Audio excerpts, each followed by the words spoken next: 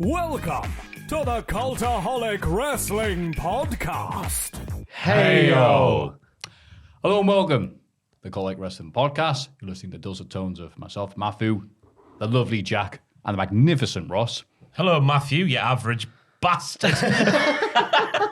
It's a hot start. Ah, good to see you too. First of all, Jack, how are you doing? Oh, I feel bad today. Why is that?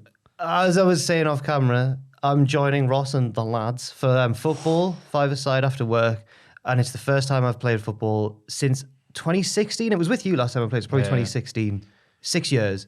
And I ate so much Greggs this morning under the excuse of carb loading, but I just feel crap.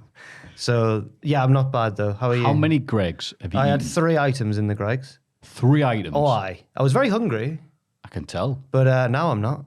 And a coffee, because it was like the bake and coffee deal. But I don't normally drink coffee really that much, so now I'm just all over the place. So I don't know what's going on. Awesome. I'm going to fall asleep in the center circle. Well, don't worry. If you do fall asleep during this podcast, I think we'll have some of that delicious super sour IPA from last week. Oh, yes. I'll wake you up. Won't help you play football anywhere, but it will keep you alive. I can't wait to see you play football later on tonight. Ross, Are you how going are to be you watching feeling? that? No, I said in a way that made it look like it's going to be streamed or something, but no, it's one of the few things we're not covering at Cultaholic, I think. So, And that's for the best. Yes. Probably is. Yeah. Because it's not flattering for anybody involved, no matter what their fitness level is. Owen nearly passed out last time, even though He's probably the fittest one. He's like the Liverpudlian Mo Farah, that man. And he nearly passed out. Anyway, I'm all right. I'm waiting for the sponsorship from Tiny Rebel because 2 people have tweeted me this week saying they got that sour beer because of what we did on the podcast last week. So Tiny Rebel, if you're watching, holla holla. Apart from that, I'm fine. I had most of the week off. I went shopping. I went home and sorted my wardrobes out, chucked out all my clothes, done to the charity shop. Oh. Had a great time. which clothes? Like the drip clothes? Or? No. Just, at my mum's house. My mum's home. Just full of things and found me Jeff Jarrett guitar from the house show in 2000. I noticed that photo you put online. I've got yeah. my box of wrestling figures out. It's out there. I'm going to do a video soonish about all my wrestling figures. I've got 2 Brawling Buddies. Was it called Brawling Buddies as well? Yeah. I've got Hollywood Hogan and Goldberg. The Goldberg appears to have blood on the back of it. Like the real Goldberg. It's made his entrance. I don't know whose blood it is, but I've done that. I took a boxer for a walk. Been a good week. Oh, what was Just his name? imagine, I know. Yeah. Tyson Fury. Yeah. Aye. Back to work yesterday. Here we are today. Come on, Chris. You get a microwave after this. Grand. Lovely. Fantastic. What about you? All right. Pretty okay. I did some exercises yesterday, and I hadn't done them in way longer than I thought. You know, I forgot how easy it is to just lose track of something or just stop doing something. And I've done some a few days earlier, and I'm like, I'm actually like just not in shape at all, am I? Gutted. You probably so are. you know that actually that you were making progress because I've made no progress now back then. So I was like, okay. That's true. But then I did some proper exercise, and I feel mint today. I'm like, that's right. That's what I'll be missing out. You Good. Dum-dum. You have the appearance of the Bishop Auckland Steve Cram, so it's shocking to hear that you think you've let yourself go. The Bishop Auckland Steve Cram. Yeah. More persona at the moment, Steve Cram. Lives in Tramwell Woods. Jarrow's own, originally. Was he? Yeah, so there's a connection. What about Bishop Auckland? Was he from there? We've mentioned both of our hometowns. Come on. Well, you're this Bishop Auckland Steve Cram. Yes. Okay. I went to school with his son. Did you? His son was in the year below. I believe his name was Marcus. He was 5 foot. No, I'm not going to go down that route. But he was a handsome man. Was he? Devilishly so. A lovely tan, which I assume he got from his father always being outside running. I went to school with Jonathan Edwards' son, the triple jumper. Oh. It was crap in English when we had to do a presentation because he just brought in one of his dad's Olympic gold medals. And we were like, well, I know. Just take a hammer to it. Do you know what yours was? Can't remember. No. Here's me pizza. Yeah. Something like Here's that. a stick I found on the way to class. Yeah. But I mean, fair play. I mean, I can't blame him. Yeah, why would you not? He had a lot to talk about because it was literally an Olympic gold medal. So yeah. I remember when he was on Blue Peter and they showed how far he jumped, demonstrating it via car lengths. Okay. That all these cars lined up. He went, I did that. That's how you accurately show measurement. Did he come out of the womb with grey hair, Jonathan Edwards? I think so, yeah. Suited him though, didn't it? Yeah. Yeah. His son didn't. It's like how We Arn were Anderson like was 13. born 34. Yeah. Incredible. Anyway, it's been a crap week in wrestling, hasn't it? No, we're doing that little happy bit there. We have got a bit of negative news. Obviously, we carry on usual japery and silly bullocks that we always do. But yeah, the big news this week is sadly the passing away of Scott Hall. Passed away at 63 years old a few days ago. Emerging over the weekend that Hall was on life support after suffering 3 heart attacks on Saturday. The bad guy underwent hip surgery last week, but post-surgery complications resulted in a blood clot getting loose. Hall's friend and former tag team partner Kevin Nash announced earlier that day that life support would be discontinued once his family were in place.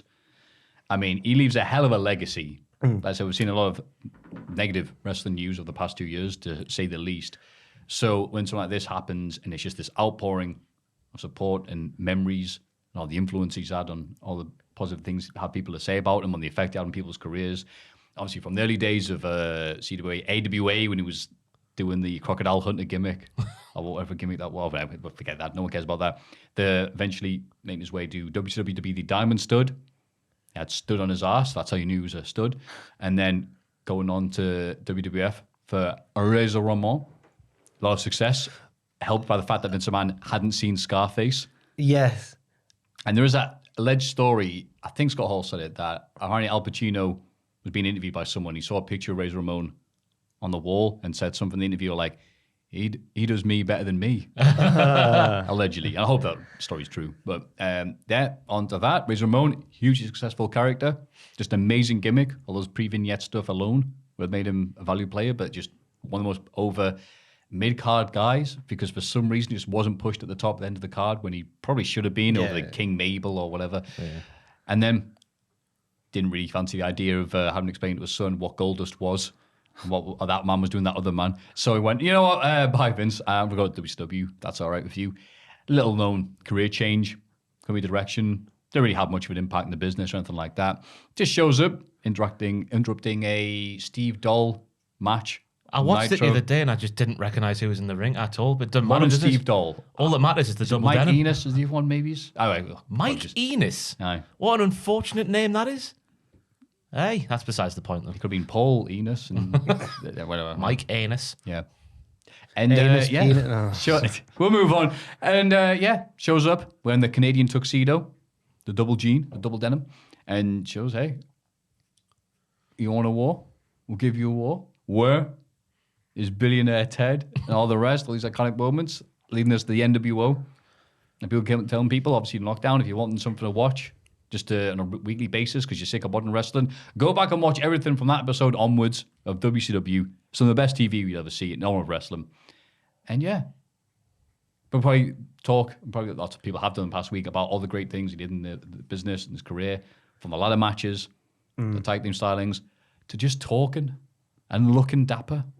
And he had that thing, didn't he? Just being cool. Yeah. Effortless. No matter what age he was. I was watching that entrance he did with Kevin Nash in Japan. Like 2004, was that, or something like that? For some event. Hustle. Yeah. Big, looked like a WrestleMania sort of set. And they came out to the Fugees. That's another thing as well, that ECW. Oh, that's been shared a lot. I forgot how good that was. Yeah. It's just even when he's walking down with his grey hair, he's still doing the old Chico stuff.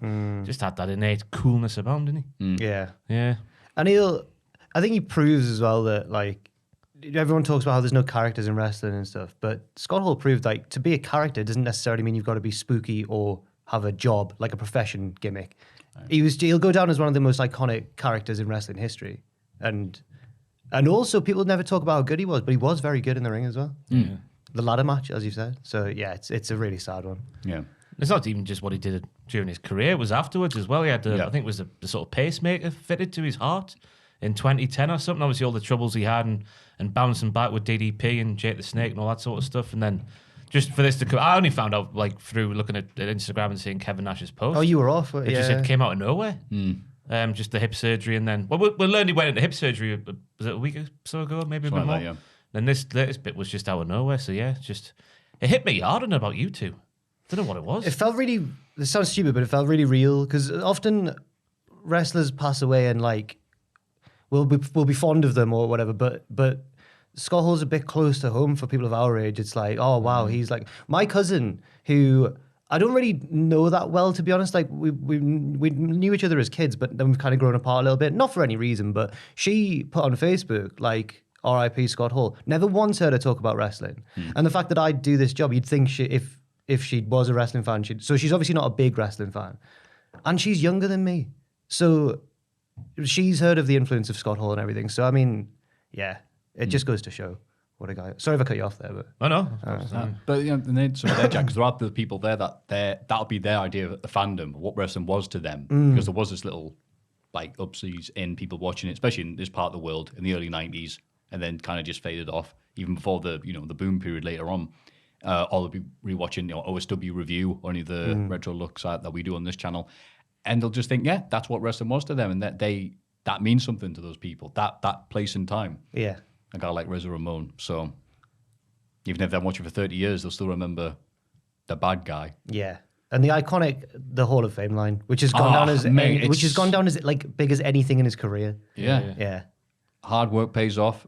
Dreams come true. Yeah. Bad guys don't last.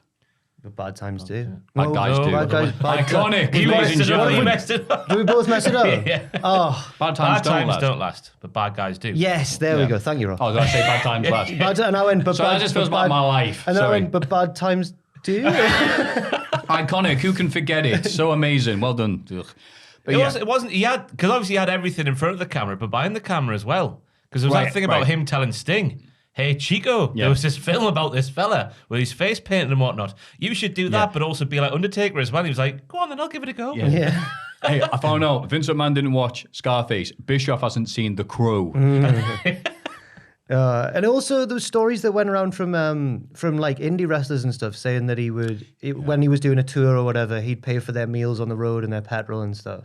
And I think, and I can't remember who it was, but someone said, and I thanked him and said, you don't have to do this. And he said, that's what veterans should do. Yeah, right. And I thought, God, like, you don't hear many wrestling veterans have the opposite attitude. Don't like people should be paying my way. But it just goes to show what a guy. I think it was AEW based in Ohio about that. And I think it was them who also said like, oh, Scott, we'll drive you around the background so people don't see it. And he goes, no, I'll go through the front. Why would I miss out on a pop? Fantastic. And I like to think of, rather than him passing, just try and be like that the older I get, and how it was great that he got, with the DDP's help and everything else like that, to get that stage where he was getting himself cleaner, because obviously he went through a hell of a thing. Like a lot of wrestlers during that period. Bret Hart put something very poignant, lovely little statement out there, but did point out the thing that everyone's looking at and going, God, it would have been nicer if a lot of these lads didn't have the crazy 300-plus day schedule. I think a lot of the people there, if they didn't have that, have since passed away, would probably still be with us if it wasn't quite as bad as it was. And it's hard to disagree. Yeah. Because what was it? They say like, oh no, Jake Roberts showing up in '96 in WF, he looked ancient. I mean, all likes of AJ Styles are older than him than he was there, and he looks fresh as a daisy still. So yeah. Yeah.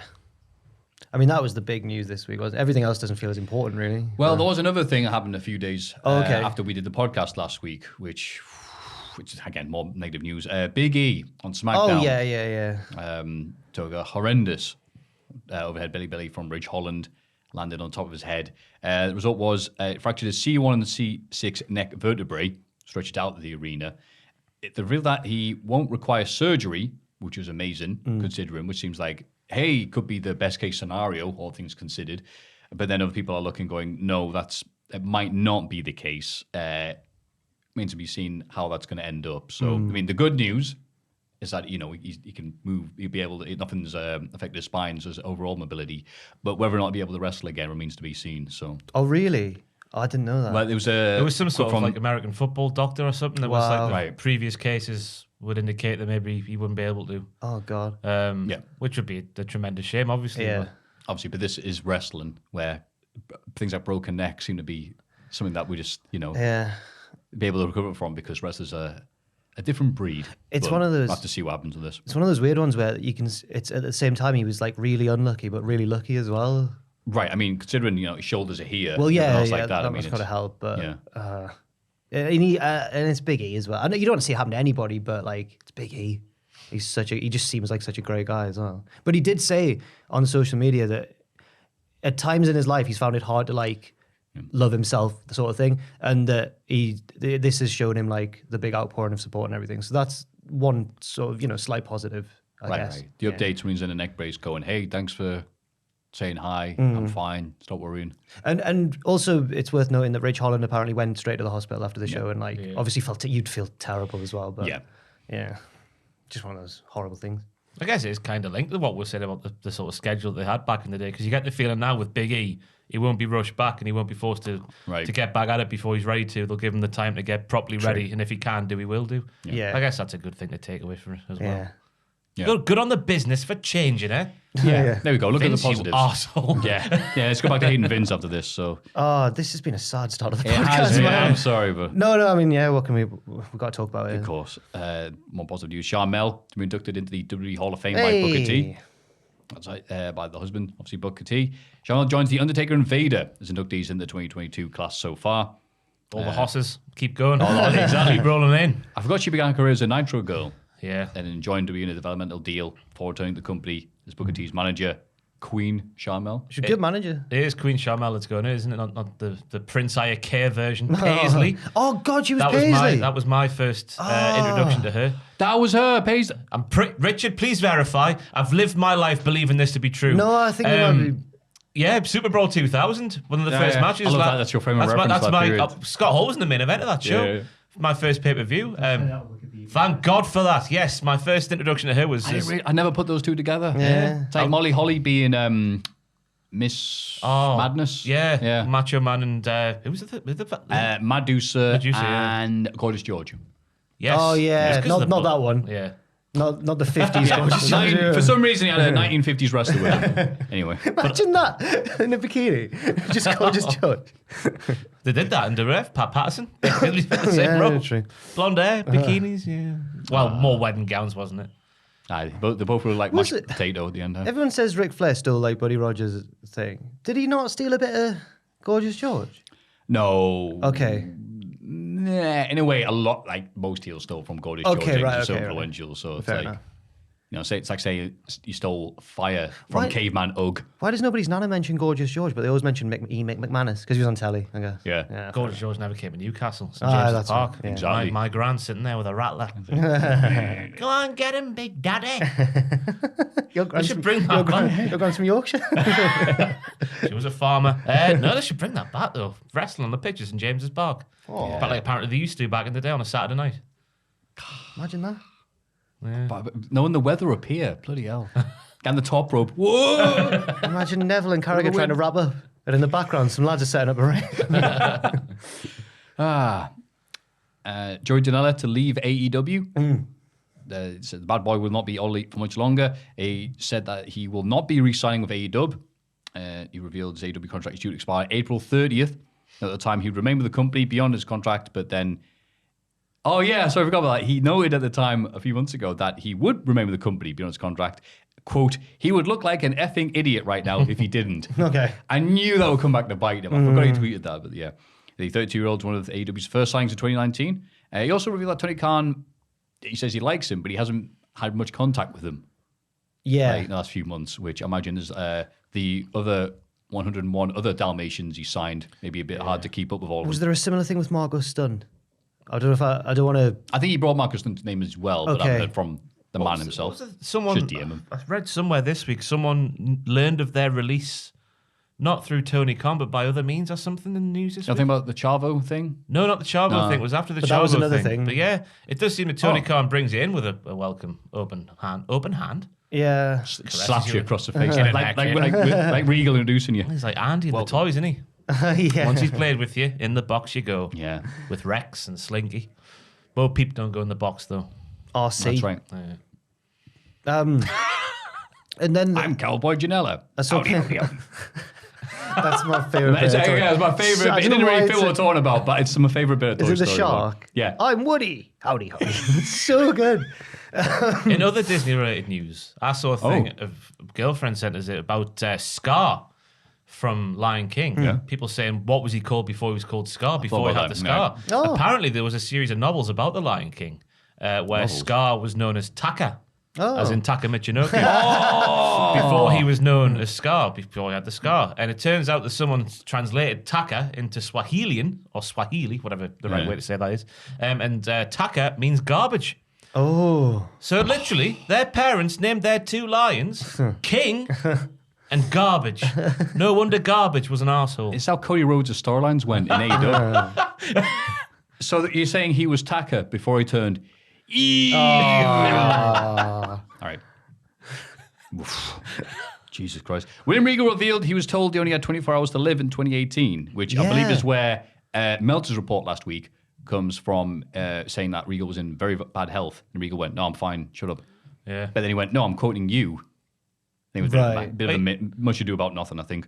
I think Jericho's famously one of Meltzer's big sources, isn't he? So I think Jericho's done the interview. Allegedly. He is, isn't he? He's done the interview and gone, hey, Dave, you'll never guess what.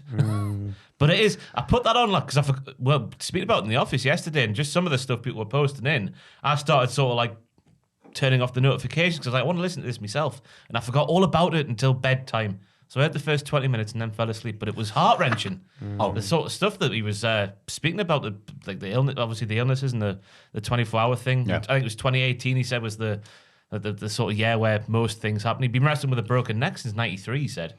He didn't know about it, really. He just had this... His trap was... What was it? Oh, I shouldn't have fallen asleep with this podcast. His trap just started twitching. What's the right word for that? Spasming, that's the right word. Yeah. And he just had a sore neck, and then he found out eventually, years later, that he'd been wrestling with a broken neck for so long. He's been through the wars. He has, hasn't he? I need to listen to the rest of it, so apologies if you have done already. But I might have to go listen to it. But apparently someone said it was weird hearing Regal's normal accent. Yeah. He's still putting it on a bit. Yeah. He's not full on Blackpool. Yeah, he's not. But he... I've never been to Blackpool yet. Anyway, have you? Yeah. It's all right. I went on a family holiday. I think you said this already. Nearly died on the Pepsi Max. Never again. That's where my fear of roller coasters comes from. I thought you meant on the Pepsi Max. That's one too many. That's just the Big Dipper, the massive one. When you're 10 years old, that was too much for me. Stayed off roller coasters until Paris 2016. Till I was tricked into going on that one at Disneyland. The one that goes when you're inside the building, it's all like rock and roll music and Aerosmith. Oh yeah. Goes upside down and all sorts. I thought I'd pull my bicep, but hanging on too hard. You know that feeling when it just feels like it's twisted. Oh, it's horrible. No, but anyway, Regal probably does. Yeah, but he was saying as well. There was a thing about the sac you have around your heart. Right. Yeah, have you got that written down properly? Yeah. It's the heart issues, which began in '98. Again, another man who had a lot of issues.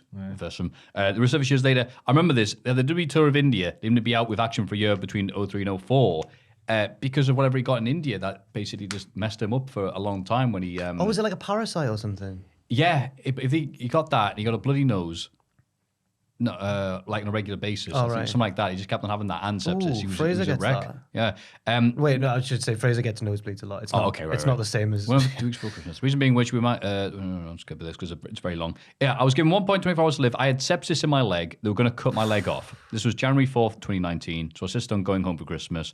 You know, I've been through a lot. So 2018, a lot of the heart troubles, different times. They keep returning.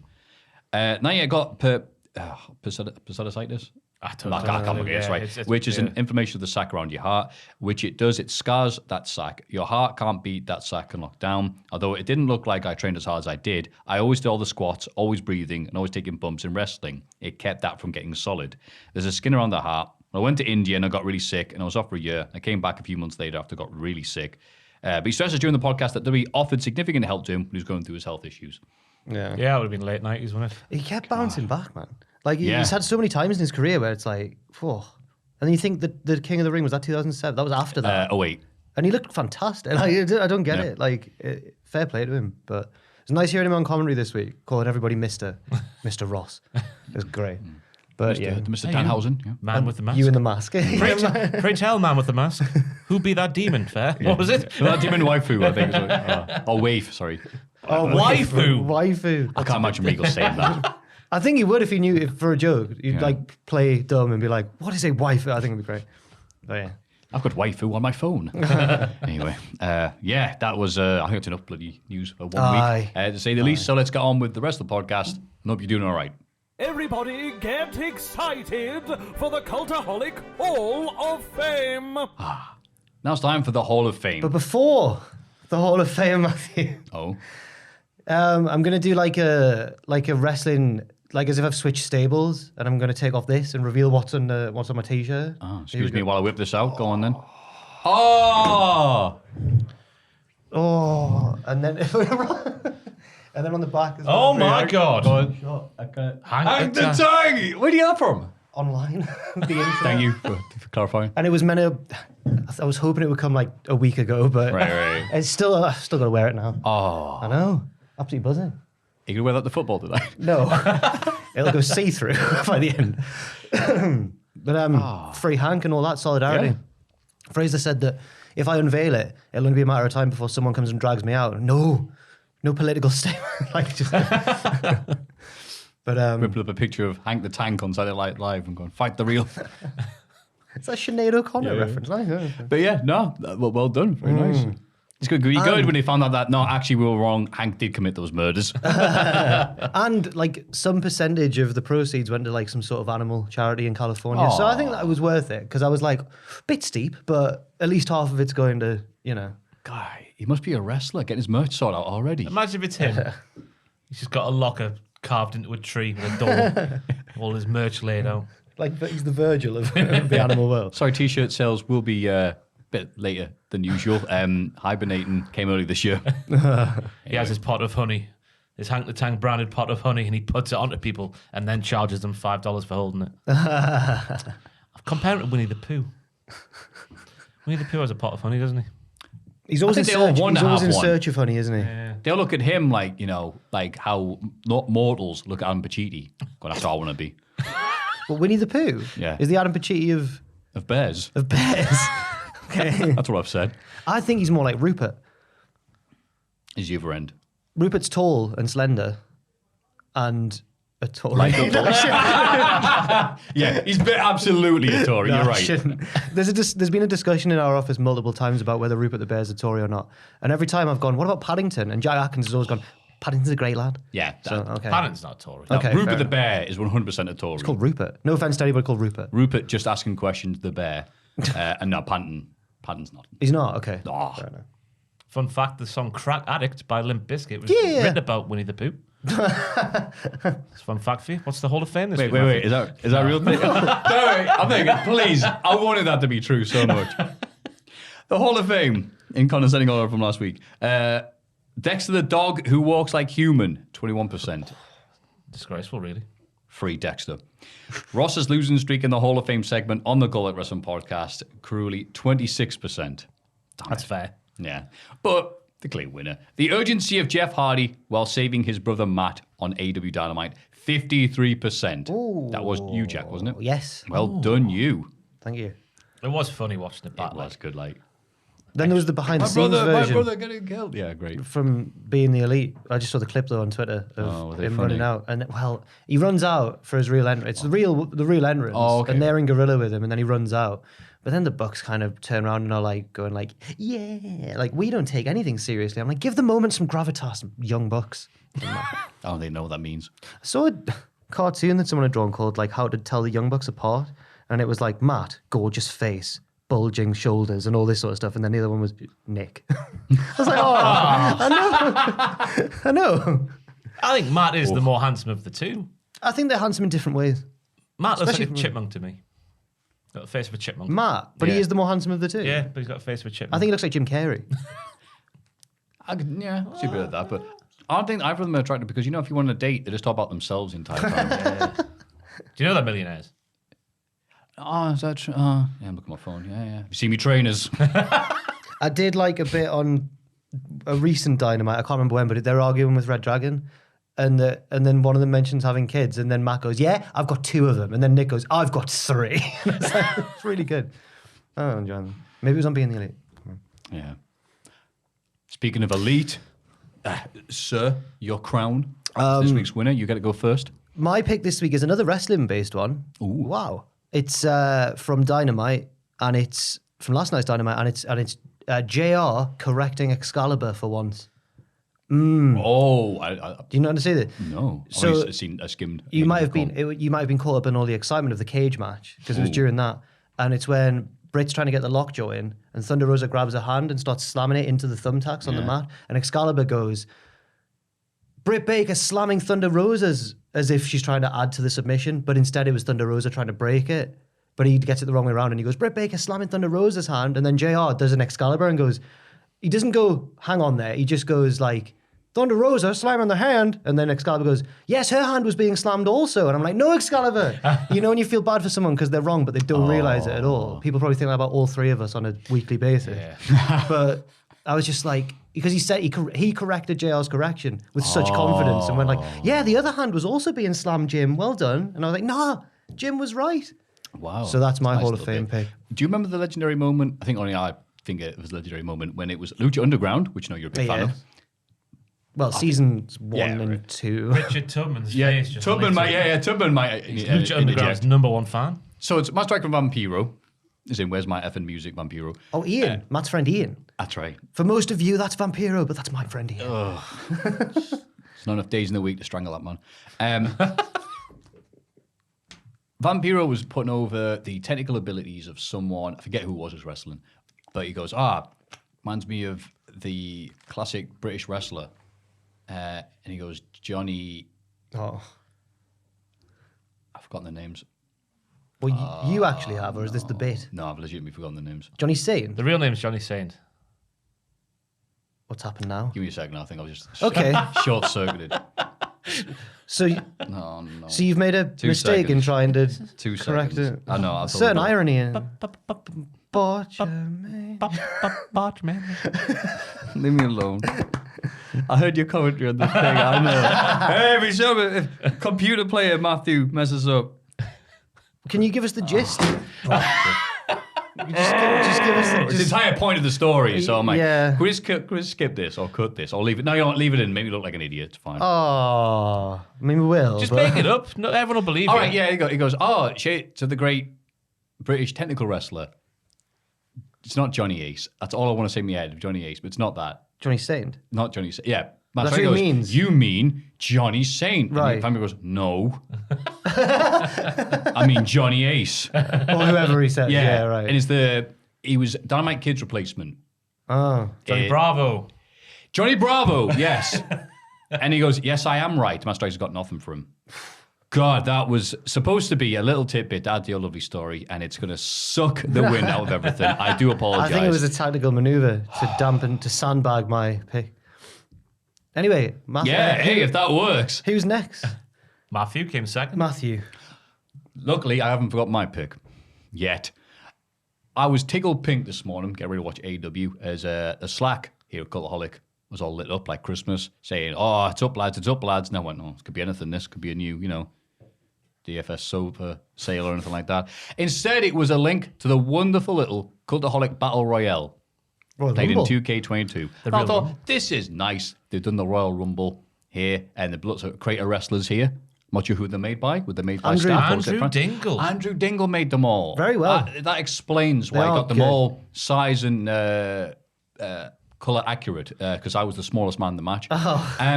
And I'm like, okay, this will be a bit fun, bit of a laugh. And then what I hear, the dulcet tones of Tom Campbell and Ross.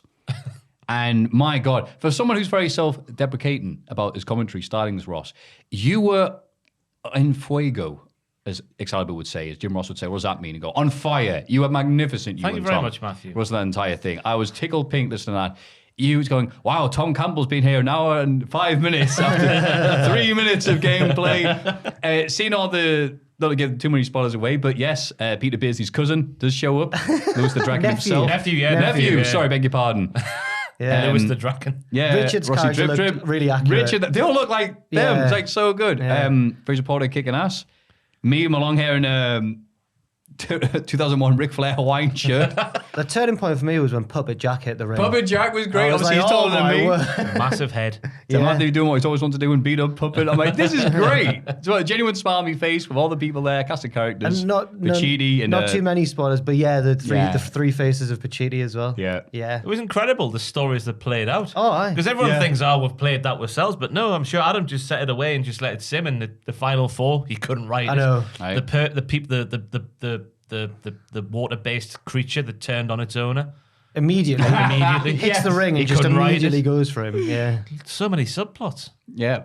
And it was made wonderful by the commentary stylings of YouTube. The best commentary since Vampiro and Matt Striker and another British guy that I can't remember the name of. Yeah, so magnificent. The Cultaholic, what we're going to call it, the Battle 2K22 Battle Royal Royal. Rumble. Royal Rumble. Just Royal, yeah. It was, it was only a 20 man, but it was a Rumble. Royal Yeah, it still 20, counts, right? Yeah. That's a good pick. Yeah. There's a good pick. Better than 2022's actual Royal Rumble. Yeah, it was, yeah. Yeah, say that defiantly. But it did share. Oh no, that's a spoiler. Sorry, carry on. No. Yeah. So yeah, I'd give that a watch. I don't think I plug everything on the show that we put out on the channel because we haven't got any space for the other wrestling. But that is something I'd recommend to you. Now you are going to give your Hall of Fame pick, and I'm subtly going to find out the name of this one bastard wrestler, and no one's going to notice. Go on, Ross. I have a thing to pull up via Richard Tubman's finger. Excuse me, a little burp came out there.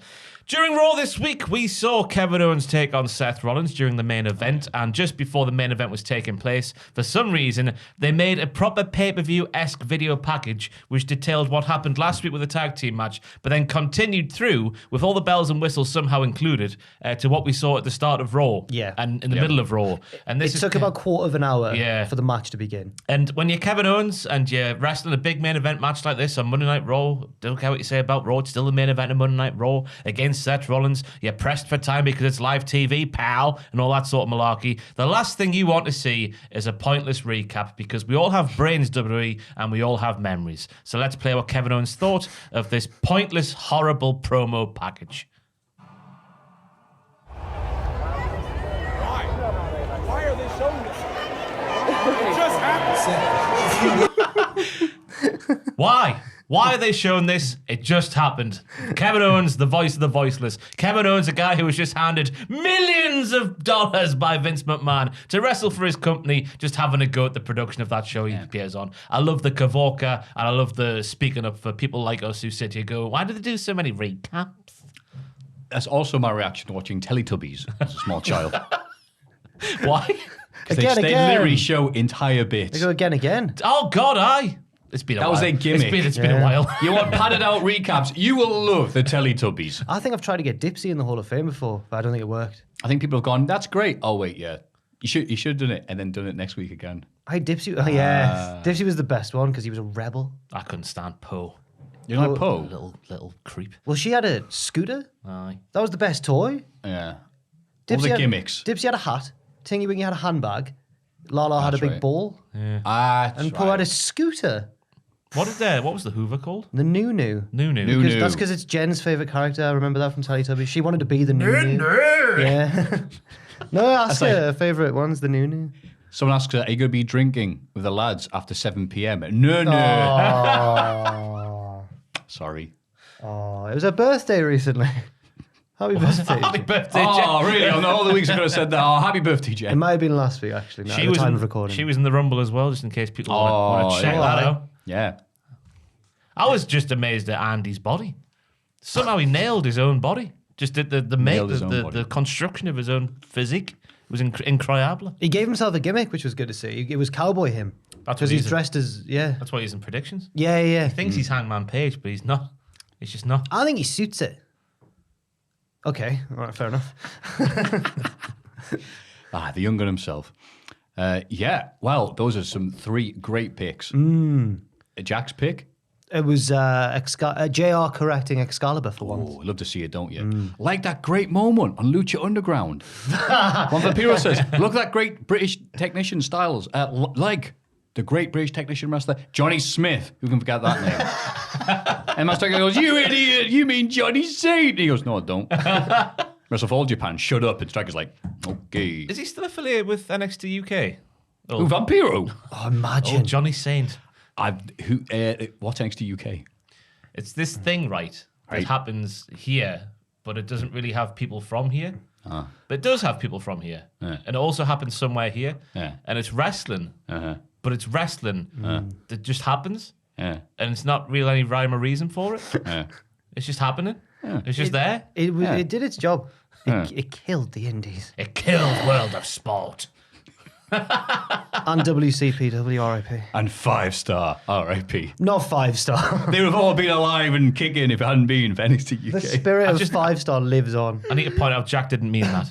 That was irony from you, wasn't it? Yes. It killed WCPW. Thank No, God for that. yeah, don't worry. Just because I could see people already going there. No, but seriously. That, put it on social media. That's what they believe. No, they're too busy clipping the bit where you put over Andy's fantastic body. He's got some very gangly legs, hasn't he? He knows how to use them. Tell you what, So Andrew's got a six-pack. What the hell? I remember seeing him with his shirt off in the Chops punishment. Andrew. Oh, Andrew. Oh, Andrew. Yeah, oh. yeah. Andrew Smith from All Japan. And I was like, God damn, what a man. Yeah, that's my whole, sorry. It was just Ross was talking about Andrew's body. And It's a great trope, isn't it? Like the nerd, unsuspecting nerd. It's like, let's see you win. But it's like, You're a slight fella. Have you? Have you got abs? I used to. Oh, okay. They've gone now. Oh, yeah, man. I discovered that Oreo, they don't have dairy in them. Never So- in my life have I ever had visible abs. Isn't that sad? No. Well, maybe when I was like a tiny child, just because you've got nothing on you, like no fat. But nah, never in my living memory. I know. When I was like 13 or 14, there was 2 or 3 or 4 there. No. I'm not even joking. I used to be very athletic. What did it feel like, or did you just take it for granted? Well, you took them for granted back then, guess didn't you? Yeah. I don't know. I've never. I used to go swimming club. I used to play football. I used to play cricket. You're doing it today? You playing football today? Yeah, I'll Come be on. there, walking round. I tweaked both my calves and they're still not gone back to normal. They still feel weird. So I'm going to full on pull them tonight. I know I am. Terrified. Anyway, Hall of Fame, Kevin Owens, voice of the voiceless. I think when they said all glory is fleeting, they meant lads who are skinny when they're young and then they hit, the wrong side of 20. I don't know. That's what they mean. Wrong side of 16 for me. Start drinking, never know way back. Oh, yeah, that's the other thing, right? Alcohol. Trying to be cool with your friends. Look at this. Not big and it's not clever. Hey, let that be a lesson for you. If you're 16, ignore your friends, go to the gym. That's what I wish I did. Yeah. Scrumpy jacked, not scrumpy jack. But think of the good times you've had as well. It's Oh, I've had a fantastic time. Exactly. But I'd rather have abs. Yeah. I'd rather be healthier. That's next But week's pick-up. there's Have a longer time. life But there's ahead of time me. to do that. You can do that now, and you've lived. That's what I often think. I'm like, God, I drank a bit when I was younger, but then I thought, great times. Me and you doing ODB in Rise. That's not a drug. That doing the song. Yeah, doing TNA 08 references, that's right. Anyway, to wrap this thing up in a nice little package, to recap, it is JR correcting Excalibur. It's not Yes. very often. Kevin Owens, Voice of the voiceless. voice of the voiceless. And the Cultaholic 2K22, there we go, Royal Rumble. Yes. Easy for me to say. Those are 3 great picks. Which one's the best one? We don't know, but you can decide for us by going to patreon.com/Cultaholic. This is This Week in the Wrestling. It's this bloody week in the wrestling. This week in wrestling. Happy St. Patrick's Day at the time of recording, by the way, happy St. everybody. Patrick's Day. Shall we do our best insensitive accents? Oh, What? Like we Come usually on! don't. are either of you? Everyone's a bit Irish. I'm 1/8, for example. Ross, Probably. Matthew. No, not that I know of. No. My ancestry goes back to Scotland. Ah, okay, Sorry to disappoint. that's all right. I can't change that. If it makes you happy, I could say Richard? yes. He I thought joined everyone the was. Polish I accent everyone- over there. I thought everyone was a bit Irish. No, I mean Probably. obviously not everyone, but I need to do one of those spittle tests. I want to do one of them as well. No, I thought they did the thing was like, if he, the Thin Lizzy bit where he goes, hey, love, you got any Irish in you? No. Do you want some? No, Well, that was it. a drunk Scottish man said that to me once, like 2 years ago. I was mortally offended. Mortally offended. Because he was like, "Where are you from?" I was like, "Newcastle." He asked me for directions. He was off his face, and he was like, "You got any Scottish in you?" And I was like, "A little bit, I think." And he was like, "Do you want some?" And I was like, "Ugh." Oh, it's because it's an ancient line. I know it is, but if I you're wanna- hearing that for the I first know. time, it's going to be bad. Well, I It's had like, heard it before, but it was like when The Rock gets people with, "It doesn't matter." I was like, "Oh, damn it!" That's the Scottish version of to me to you. Anyway. You should have said yeah and bent over. Did you see what you did? Is that right? I wasn't taking that chance. I'll never forget that. It was on the bank down Hanover Mill in Newcastle, yeah. the cobbled street. God. Anyway, This week in and we're wrestling. married now. SmackDown. Brock Lesnar opens the show. We usually do SmackDown. Oh, yeah, we do. Aye. Sorry. Do we Brock usually Lesnar- do SmackDown? No, I wasn't sure if we do AEW. You know what it is? Because I watch AEW Rampage first, then SmackDown. So, you know what? Sorry. Brock Lesnar opens the show angry after the beating he suffered at MSG. Yes, we are still talking about that. He says he doesn't care about WrestleMania contracts or titles. He just wants Roman's blood. Paul Heyman arrives and says that Roman isn't here tonight for Brock's own protection. Ooh. Lesnar chases Heyman through Gorilla and destroys a few crew members, but Heyman makes it to a car and escapes. That was brilliant. Like the Crash Bandicoot level. Yeah. Heyman running towards the camera. Those poor extras.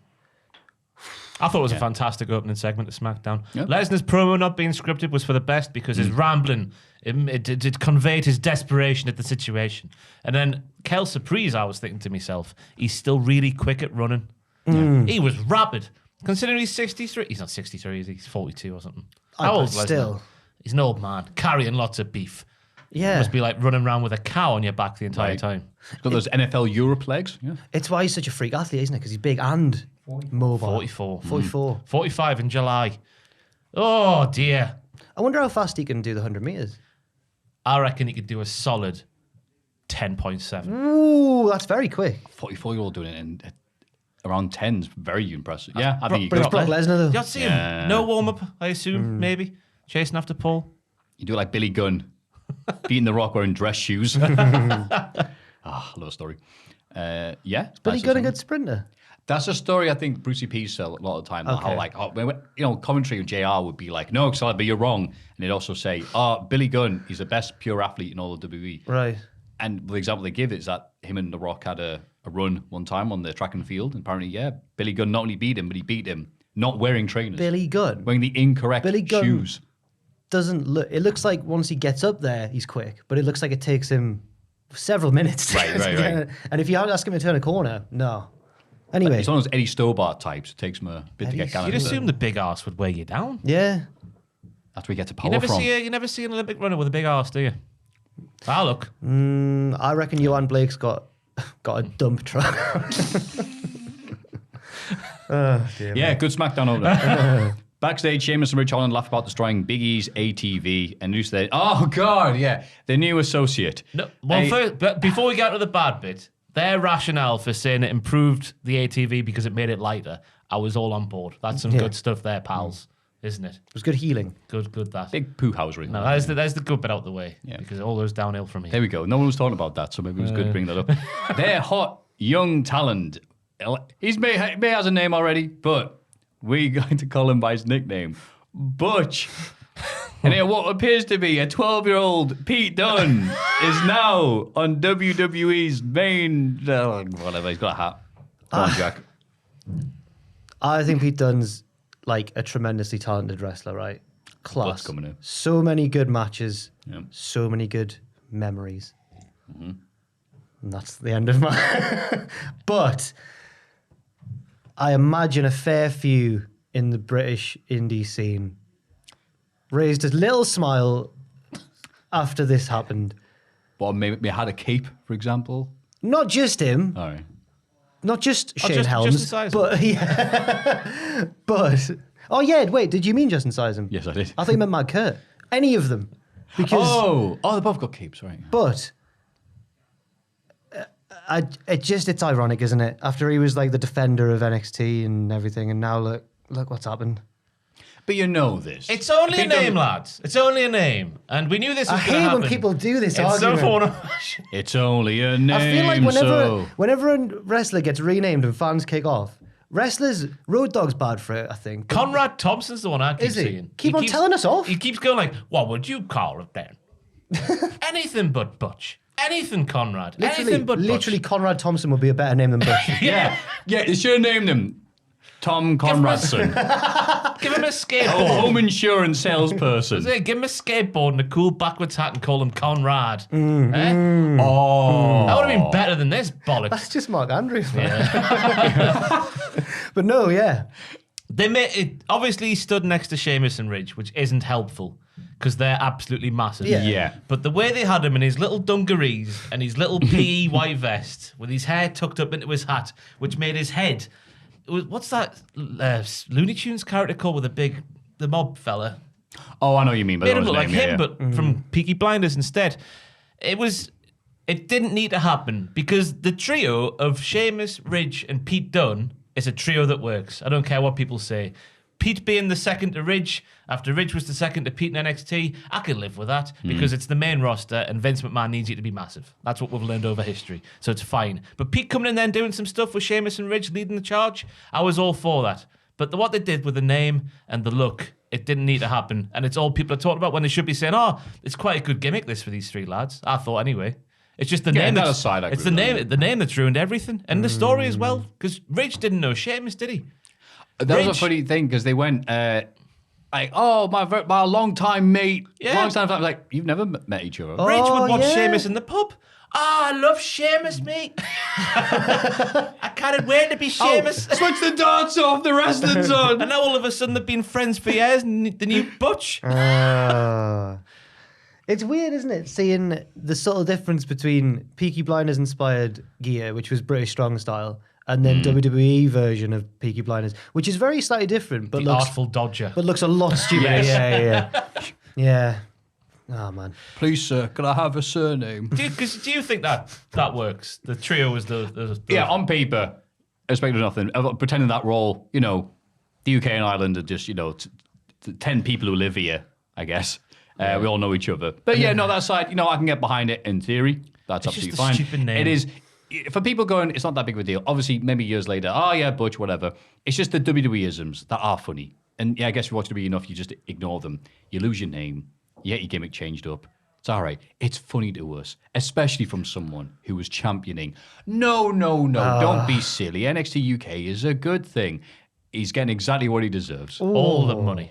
Well, yeah. I can't believe I've been he knows. Yeah, that's fair. Yeah. But you know what? It didn't really affect his in-ring work. just Because you obviously can't- they won the match. You can't imagine. And I know we've had Dolph Ziggler as World Heavyweight Champion, but that belt wasn't what it was previously, in my opinion, when Dolph won it. You can't imagine Butch being World Champion, can you? But And new WWE Heavyweight Champion of the World, Butch. Come on. I could only imagine that if his surname was Dingle. yeah. Had the full-on army gear like he used to. I've Googled a few Press famous F. Butchers to see who he could possibly be based off. Okay. And one I found was Butch Patrick, who was the little fella, the child, in The Munsters back in the day, which obviously is Vince McMahon's time of reference. Oh, I thought it was a Little Rascals thing. Google Butch Patrick, Richard, just for the YouTube viewers can get a picture of what Butch Patrick looks What like. was did Goofy have a big scary mate or villain who looked a bit like him but big? Was he called Butch? There you go, Tom. Oh, I know what you mean. No, is he not called Butch? Am I thinking of the dog in Tom and Jerry? Maybe. Oh, no, because he's his neighbour in Goof Troop. But he's like the villain and Yeah, everything yeah. else. Yeah. There you go, there's Butch Patrick for people who want to see what he looked like back in the day. But he is Butch from the Little Rascals. Could protect, God, he got the braces and everything. Yeah. Butch from the Little Rascals. Look for a it picture Max? of him dressed exactly like Pete Dunne was on on Friday. There he is. Yeah. We'll know if there's some sort of feud in the future between Austin Theory and Butch. If Vince is like, Butch, you little rascal. Seen that? Well, you're like, Oh, it's gone. There. That's Butch from the Little Rascals. I was the original I feel like Butch for the Rascals. Actually, if he gets a stable, I think it's like Grandpa Munster. So just Grandpa was friends. oh, because no sense. Yeah, this is dying a death. Let me move on. So yeah, that was that. Less we're going to laugh at that. Ha ha ha. Silly gimmick. But also, as you said, it's on paper. It's like, all right, it's been worse gimmicks. And obviously Sheamus needs a new, fit young thing now that Cesaro's gone. He's going to take that place. So I'll keep him warm for a bit. And then obviously some bad stuff happened. We've already Biggie, recapped yeah. that. They won, the bad guys won, because Butch did a distraction. Yeah. But then the crucial bit of character play was that Butch carried on beating up Kofi afterwards, Yeah. like Brian from Tekken, and then they had to drag him off. Oh. Gaming reference there for Jesus. ye. I know. I was going to go with, because obviously Fraser loves it, Scrappy Doo, because obviously he's the smaller Oh, one. no, that's Shane McMahon. You can't do that. Oh, sorry. Shane O'Who?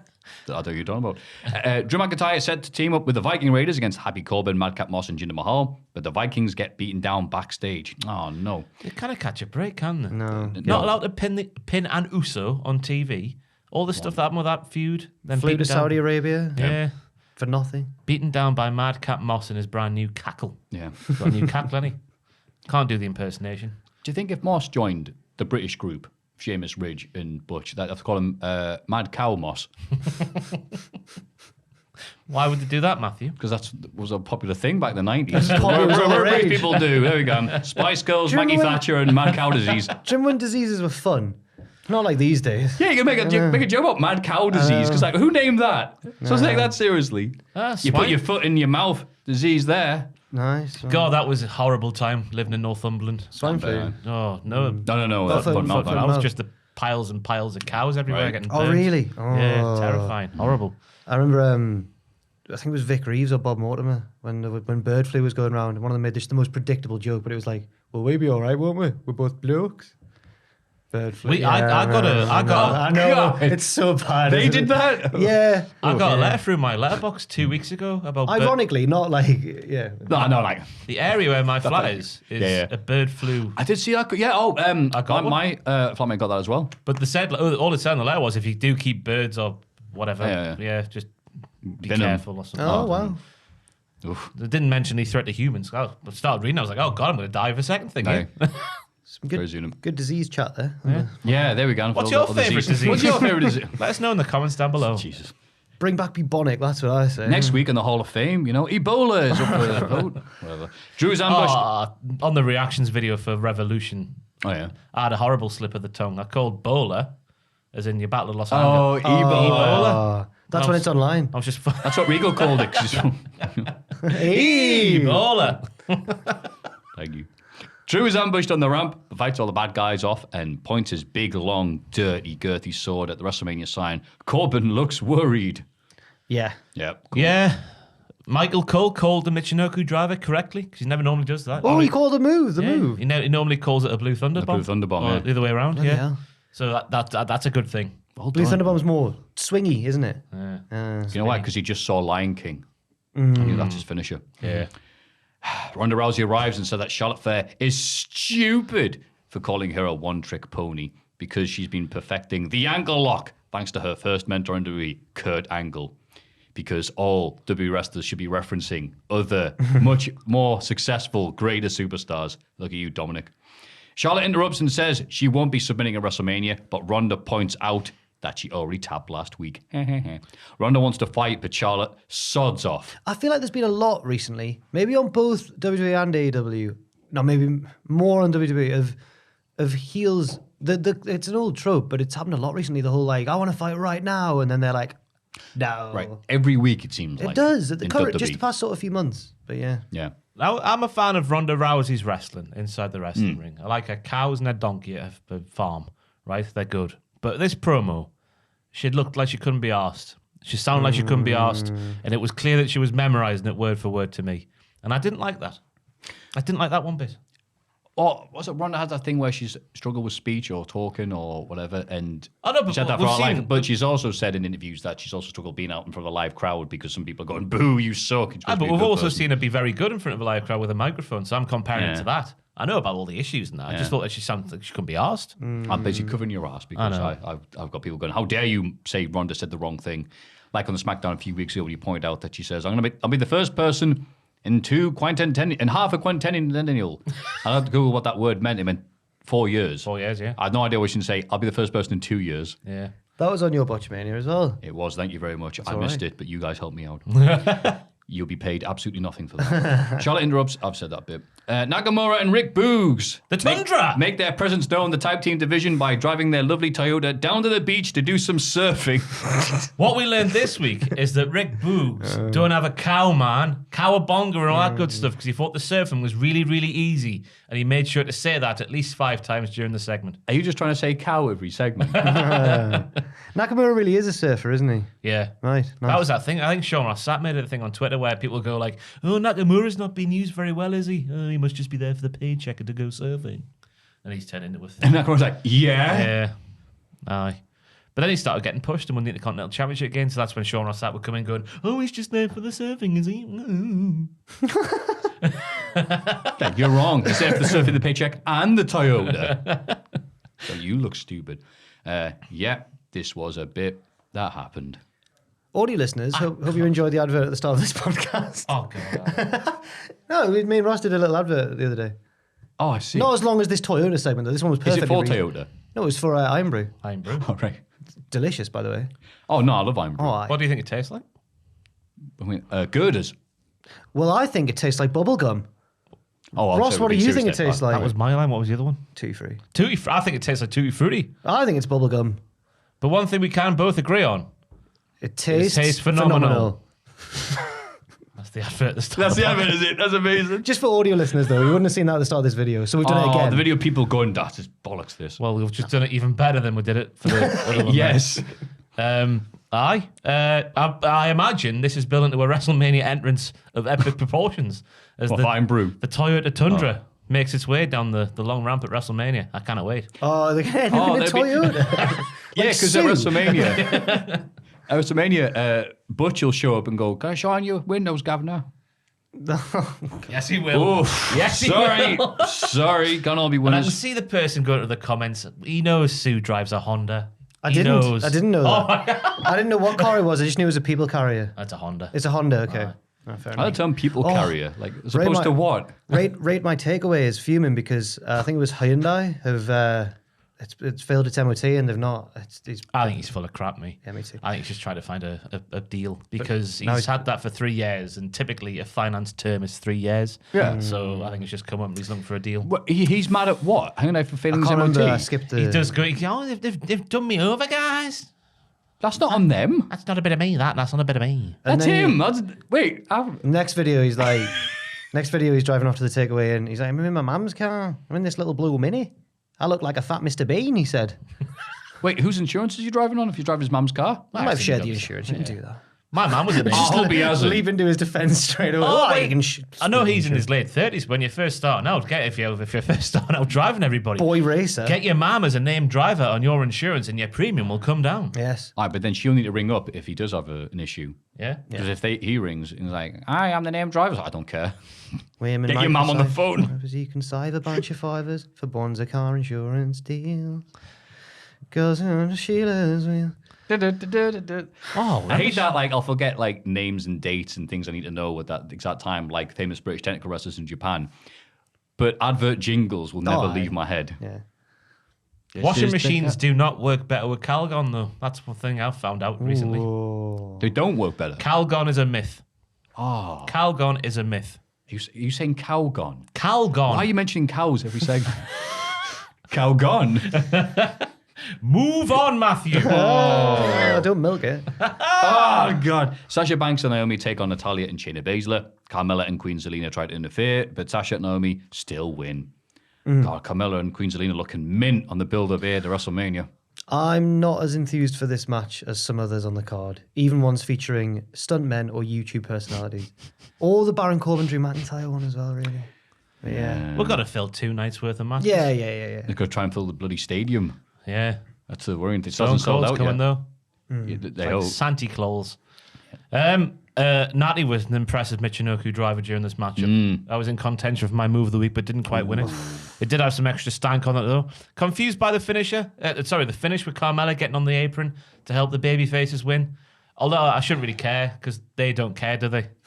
I mean, I'm sure the wrestlers do, but WWE just don't care about the Women's Tag Team Championships. No, they have never cared. No. They will never care. Let's move on. They cared for a few months when Bayley and Sasha had it for the second time, I think. Oh, sorry, yeah, beg your pardon. That run was amazing. Yeah. And then they stopped it. They should just cancel them. That and the 24/7 title. Get them gone. From SmackDown, as Pat McAfee would say. DAHN at the end there. That's his t-shirt. I saw one the other right, day. SmackDown. SmackDown. The Usos come out to brag about their long tag title reign, but interrupted by Nakamura and Boogs. Was an injured leg. Oh, that's probably why I was that car. They want a WrestleMania title shot, an idea the Usos laugh at. Ha ha. Again, more laughter in WWE. They say that if Boogs can beat Jay right now, they'll give them the title match. Boogs reveals that his injury is fake and quickly beats Jay. Very quickly, yeah. But does get his dole money cancelled. And he would probably have the Toyota Tundra Does get taken his- back as well. Jesus, just move on. Does Jimmy, get you his smash what? the guitar he's back afterwards. Do you reckon they got the car on mobility? Yeah. Yeah, so right, he's had that ruined as well. That's it, yeah. Just add to your quip there. Not Not so much a quip as a dud. I laughed. Thank you. Go, Jack, say something. I might be a little bit nitpicky right now, but this came soon after Sonya did the whole "I've got a cast on." Whoops, no, I don't. Yeah, there's only 6 or so ideas that we do every week and recycle them. Sometimes you don't notice, sometimes you really notice. I thought this was an old-timer, mate. One of the old-time great bait and switches. I thought it was fantastic, mate. I thought he was legitimately injured. And I was like, what, you sign up for a match against Nuso if you got half a leg missing? And then he whacked it off and I was going, go on then. Oh. Let's get on the Boogs cruise. Did it feel real again? Yeah. Yeah. Legitimately, right? Legitimately, I thought he was injured, and he wasn't. It was fantastic. Ross has rediscovered his love of wrestling at 29. It's all thanks to the Boogs cruise. Toyota. Before the main event, Austin Theory joins the announce table. Oh, God. Ends up slapping Pat McAfee again. Pat attacks Theory and beats him up until security arrived to separate them. Yeah, Pat was dominating. Oh, yeah. This was and Cole was like, not like this, like Edge cashing in. He was like the soberer pal on a night out while the drunker pal Yeah, was having a fight. yeah. It's like, he kept saying, don't let that punk get to you, man. Be a pro, dude. That's what Michael Cole said to Pat McAfee. Leave it at. Leave it at from SmackDown. Yeah, it was a fantastic moment, and I can't wait for the WrestleMania match. Yeah, I'm quite excited. But they did know. Michael also said there could be further repercussions for his Pat's announcing career, which I hope there isn't, because unless it's Heyman replacing him, I don't want to know. I just don't want to know, because Michael Cole and Pat are the best thing going in the commentary world today. But you're right. Pat can't wrestle and commentate at WrestleMania. Can he? That could be a gimmick, couldn't he? Because he could do it while he's beating the piss out of Austin Theory, just commentate. Oh, yes. Smooth right hand by Pat McAfee. By the way, I'm sponsored by Rate Your Takeaway. Because Honda won't pay me nothing. Anyway. Hyundai. It's the future. That's what I've been told. Earlier in the night, we hear about Sami Zayn's bad week because Johnny Knoxville put his phone number on an aeroplane flyer up of Los Angeles. And then we show, hey, here we go, Sammy, let's see this again. He's like, why are you putting my phone number on TV again? No, stop showing that, please. Sami main events in a rematch against Ricochet, who wins to retain the IC Championship. It's a very good match, but more importantly, have you tried bringing up Sami Zayn's number? No. So, yeah. I thought the phone stuff was an all-time classic, though. I know it originated on Impractical Jokers? Because that's the first time I think I saw it. Oh, with Sal's phone, number, yeah. And No, was it Sal Q? is a wrestling Was it fan. Q's phone? Was it Q's number? One of the burly, dark-haired It was Q lads. because it was Q because he was mates with Hornswoggle and he gave him his number. Aye. It was his birthday this week. Oh, Huntswoggle. No. Q. Q. What was he? I think he's 44, 46 now. Q reminds me so much of Sam. I think I've said this, but I was going to say, the other joke about that was when Al Snow said, please, I need you to ring up with details about Pepper. And he put those because Pepper the dog went missing. And it was Val Venus's phone number. He promised sweet revenge, and the revenge was being a miserable mid-carder for years. So yeah, good times at Ricochet getting the push before WrestleMania. He is the second big babyface on SmackDown. We said this a few weeks ago, and I'm like, Ross, don't be silly. no, I Look said at him it. now. I said Was it you? mockingly. Yeah, but now he I is. didn't say He's it. getting there. I didn't say it like at face value. I was like, no, he's not. And then he instantly did become the second biggest. Who's the biggest one? Drew. Drew, yeah. Yeah. I'd say he's doing better than Drew right now. He's a Yeah, champion. probably, yeah. I reckon Rick Boogs is still up there. He's recaptured the magic for me, that's for sure. From the tundra to the leg, he's fantastic. Okay. All aboard The the Boogs. tundra to the leg. The remix of that song, innit, by what's he From the called? tundra Yeah, to the to the leg. leg. To the leg. Immediately after the main event, we head backstage where Ronda and Charlotte are brawling. They tried to rehash I was going to say, thank you. that Yes. legendary. Ross particularly, particularly loves it. You liked when Charlotte was handcuffed, wasn't it, and hobbled into frame. Yeah, it's Ronda's out the back Yeah. window of a police car, yapping away like some small Jack Russell. Yeah. And Charlotte just flies in out of left field, out of nowhere with a knee, clocks her right in the jaw. It's an all-time. That segment was legitimately fantastic. Yeah. It was her, Becky, and Ronda, and they were all. Oh, I'm pretty sure that got voted in the Hall of Fame. Yeah, I'm pretty sure. It was when the police got them in the back of the car and they were still kicking each other like children. Yeah, It then was Ronda fantastic. boots out the window. Yeah. That's how she got out the window. Oh. But Mint. this was contrived. Yes, Because it was. Charlotte, for some reason, got changed out of her lovely street gear into her wrestling boots to travel home. Just to get that extra on the gas pedal. Gas pedal, accelerator. Sorry, UK. That's how Americans are set. That's how she'd say it. I know, yeah. Hey man, what price are you paying for gas at the moment? Oh my god, it's $7 The big a gallon. topic, isn't it? Wow, it's higher than Matt Riddle. You've seen Shaquille O'Neal He's high. trying to explain. He must have been on this segment of whatever the NBA recap thing. Oh, I know what you're talking about. Yeah. So Ross, another ex-basketball player, they're like all pundits now. Yeah. Another one's going like, oh, I want to buy this new big like diesel or this new big car, but I'm worried about the amount of petrol that I'm going to put in A it. Tundra. Yeah, possibly. He's like, it'll cost me like, I don't want to spend like $80 to fill up this. And then Shaquille O'Neal goes like, why don't you just fill it halfway? And he's like, what? I like your shark. And they all go like, That's like the people. That's just $20. Yeah, but then I have to do that.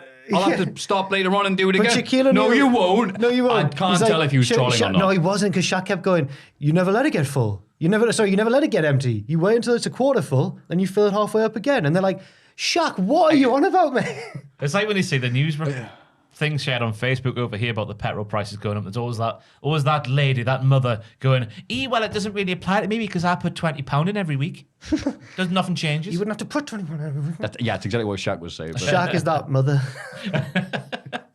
that was a great moment because they're getting really impassioned about it. But I'm like, is Shaq doing this on purpose? I don't think so. I literally can't tell. He's a Cody Rhodes type. I'm like, are you doing this? Do you know this is a thing?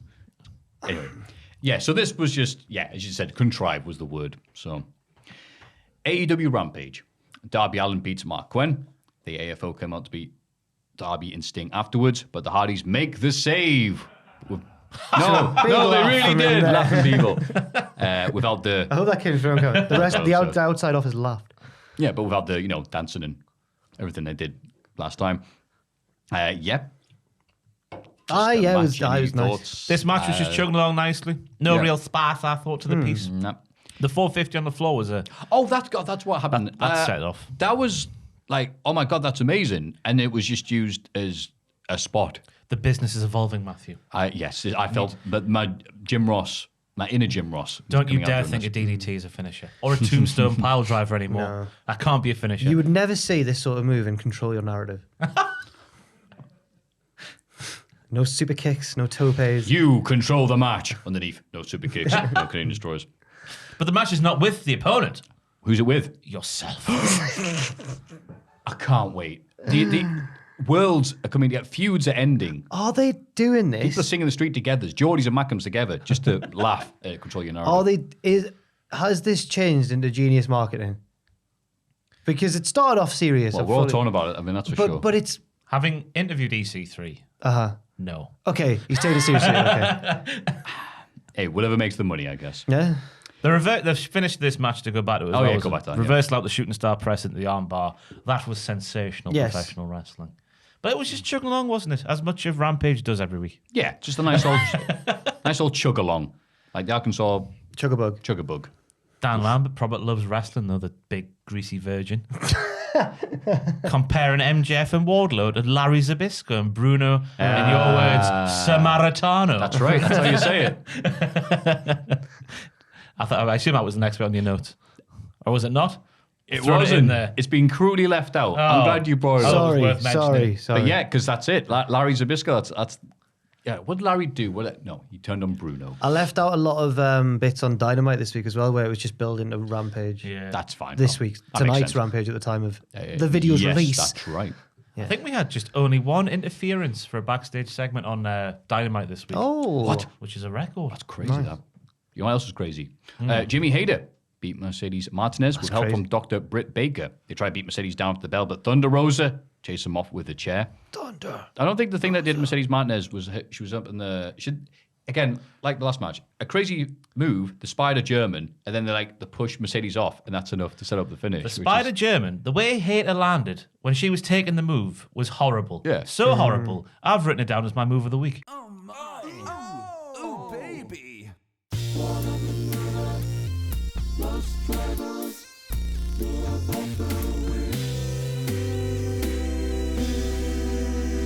The Spider German was gnarly as bollocks, right? Yeah. But it was ruined. I haven't obviously put the moves into a vacuum because it was ruined because she got straight back up and won. Oh, fighting spirit. A German suplex off the top rope, it would have been, wouldn't it? They were both sat on the top rope. Yeah. And then she got straight back up and won. Yeah. 450 to outside. I think that's the Just made a Roy Keane noise. When Roy Keane gets a bit Do the job. I don't even know anymore. Prawn sandwiches. Keith Lee beat QT Marshall. Then does he ever? Aaron Solo and Nick Comoroto attack Keith, but he fights them off. Ricky Starks and Powerhouse Hobbs attack him too. And Hobbs hits Keith with a big spine buster. Yes. And then celebrated it, as you should. Yes. Yeah. Keith made QT Marshall fly via Beal, which normally wouldn't impress you, but because QT is a chunky boy, I think is the cool people who like the anime and stuff like to say. They do use say words that. like They go- chunky, They use words like anime and chunky. anime and chunky. He's a bit of a Hank the Tank type. Free hang. He's a fat bastard. No, he's not at all. He's very much. No, he's in into it. tremendous He's shape. a chunky man, though. He Isn't is. And Keith made him fly through the air. It was impressive. But I thought after Keith won and he's celebrating, Solo sort of like hopped on his back like a small member of a football team, celebrating with a larger centre half who just scored a goal on the back. Yeah. But it wasn't. He was attacking him. It was strange. You know what? One of my prevailing memories of watching England as a child is that Rio Ferdinand, not being a small man, but he would always do that. He would always, arms. he would always be on the back of the goal scorer. That would hurt Getting that, right like. on the back of every newspaper for about 6 years. Rio Ferdinand. Yeah. Didn't score. I'm here too. Yeah. Oh, he was very good. He's Very, a very good player. Bellend, Very good. though, isn't he? He is a giant bellend. He seems to be, yeah. Well, they all are. He had a At the end period day. of time where he was having, oh, Mike Ashley's brilliant for Newcastle. Yeah. And then it came out after people had to go at him for saying that. He was like, oh, I was just having fun. You're paid to be a pundit, Rio. Yeah. Take it seriously, for goodness Tell you sake. what, the Mike Ashley, Steve Bruce era is lingering long. Aiden updates us weekly on West Brom's losses because Steve Bruce is managing them now. He's like, oh, 'Cause we're- Steve Bruce lost again. We're being vindicated. Thank you. Yes. Not verified. We're never getting verified. No, we're not getting verified. Fraser Porter said to us, the arrogance of youth.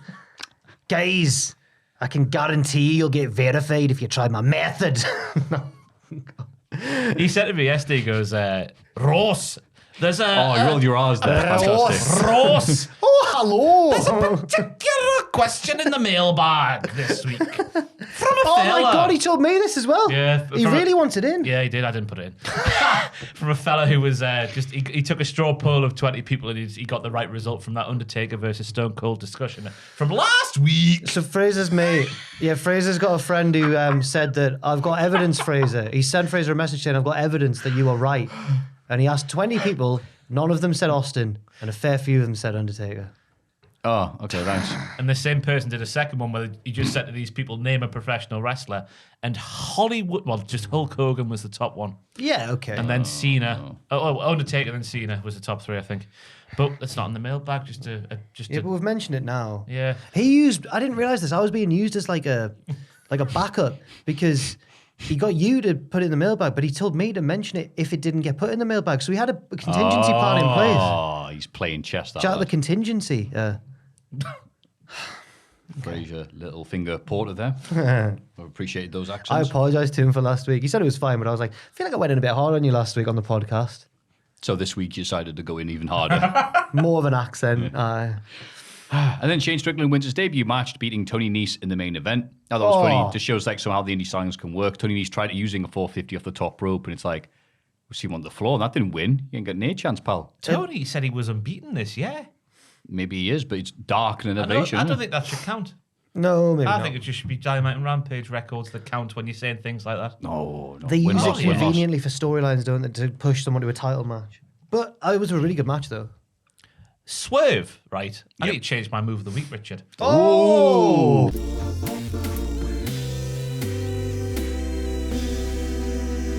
So Can you do that? I never ever write things down. I just discover them as we come to them.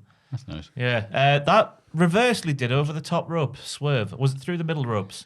We did sort of like a bridge. Tony did a low bridge. Yeah. And Swerve like dove and then did a handstand spring on the floor. Yeah. By this time next year, Couldn't he? What a maneuver! by this time next year, we might be talking. I would love it. I would love it if we were talking about Shane Strickland as one of the best in the world. I think everyone knows he's really good, but this might be his breakout year. Whose house is it? Swerve's hard. I like that bit. I need to get. Obviously, they reference it on Dynamite this week. We'll get onto it later, but we need to get them with the Acclaimed. Sorry, Shane with the Acclaimed. Swerve with the Acclaimed. What, in a rap Because battle? they're all rappers, aren't they? Because Max goes at the end, oh, he's a rapper, isn't he? Hey, Yeah, he does. hey, that lad over there, he's a rapper as well. I'm assuming they're going to do that and have Swerve beat him because he's cool. I like his promos and stuff. I think he's got a different swag to everyone else. God, I'm really white. He's got a different swag to everybody. You know what I mean? He's got a different charisma. Yeah. I like it. His Kavorka is more chilled. Yeah, but just as potent as LA Knights. Yeah. Maybe more so. I'd say more so. But...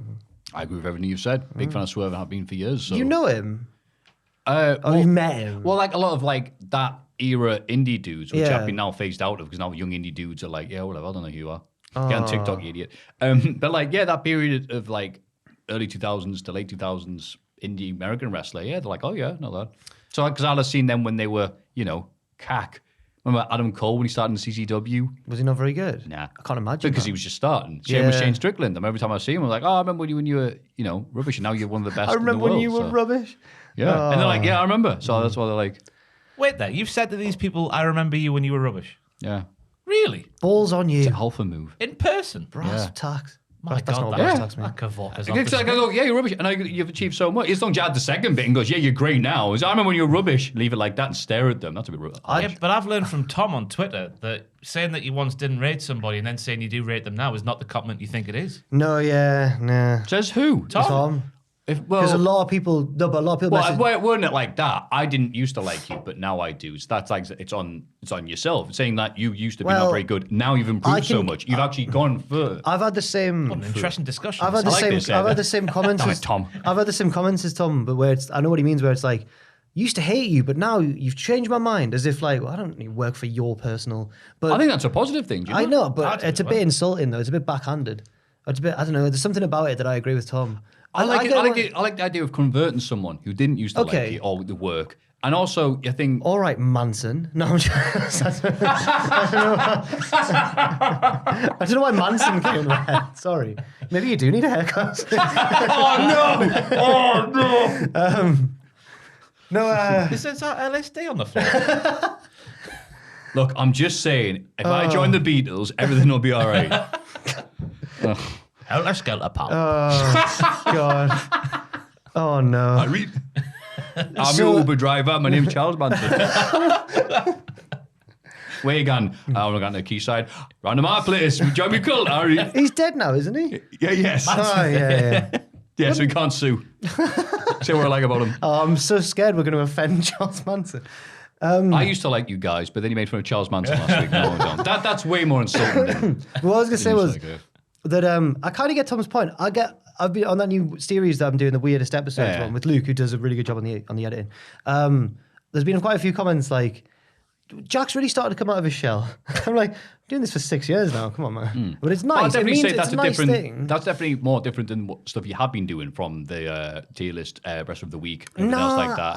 I think this is showing a different side of you. So I Possibly. can see where they're coming from. Possibly. Fair enough. Yeah, fair because enough. maybe you guys, again, it's like a cycle, isn't it? It's like a factory that processes wonderful wrestling videos every week. That sometimes you guys get lost in the cycle of, are you advancing? Are you getting any new I like a skills? new and thing, like that? a new thing. Right, so I think it's actually a positive thing. If Hey. someone says, obviously, Twitter people who say, I used to think you were the worst in the world or whatever, could be bad. But I think it's you should be celebrating the fact that people Fair say enough. things like that. Hey, we should do a podcast one day on being YouTubers, guys.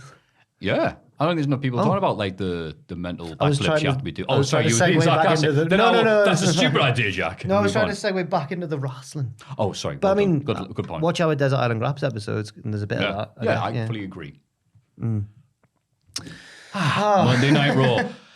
Kevin Owens opens the show and says he used his superior Canadian intellect to get Steve Austin as his guest at WrestleMania. He says he'll open a can of Canadian beer after he's whooped Austin's ass before stunning the cameraman and leaving.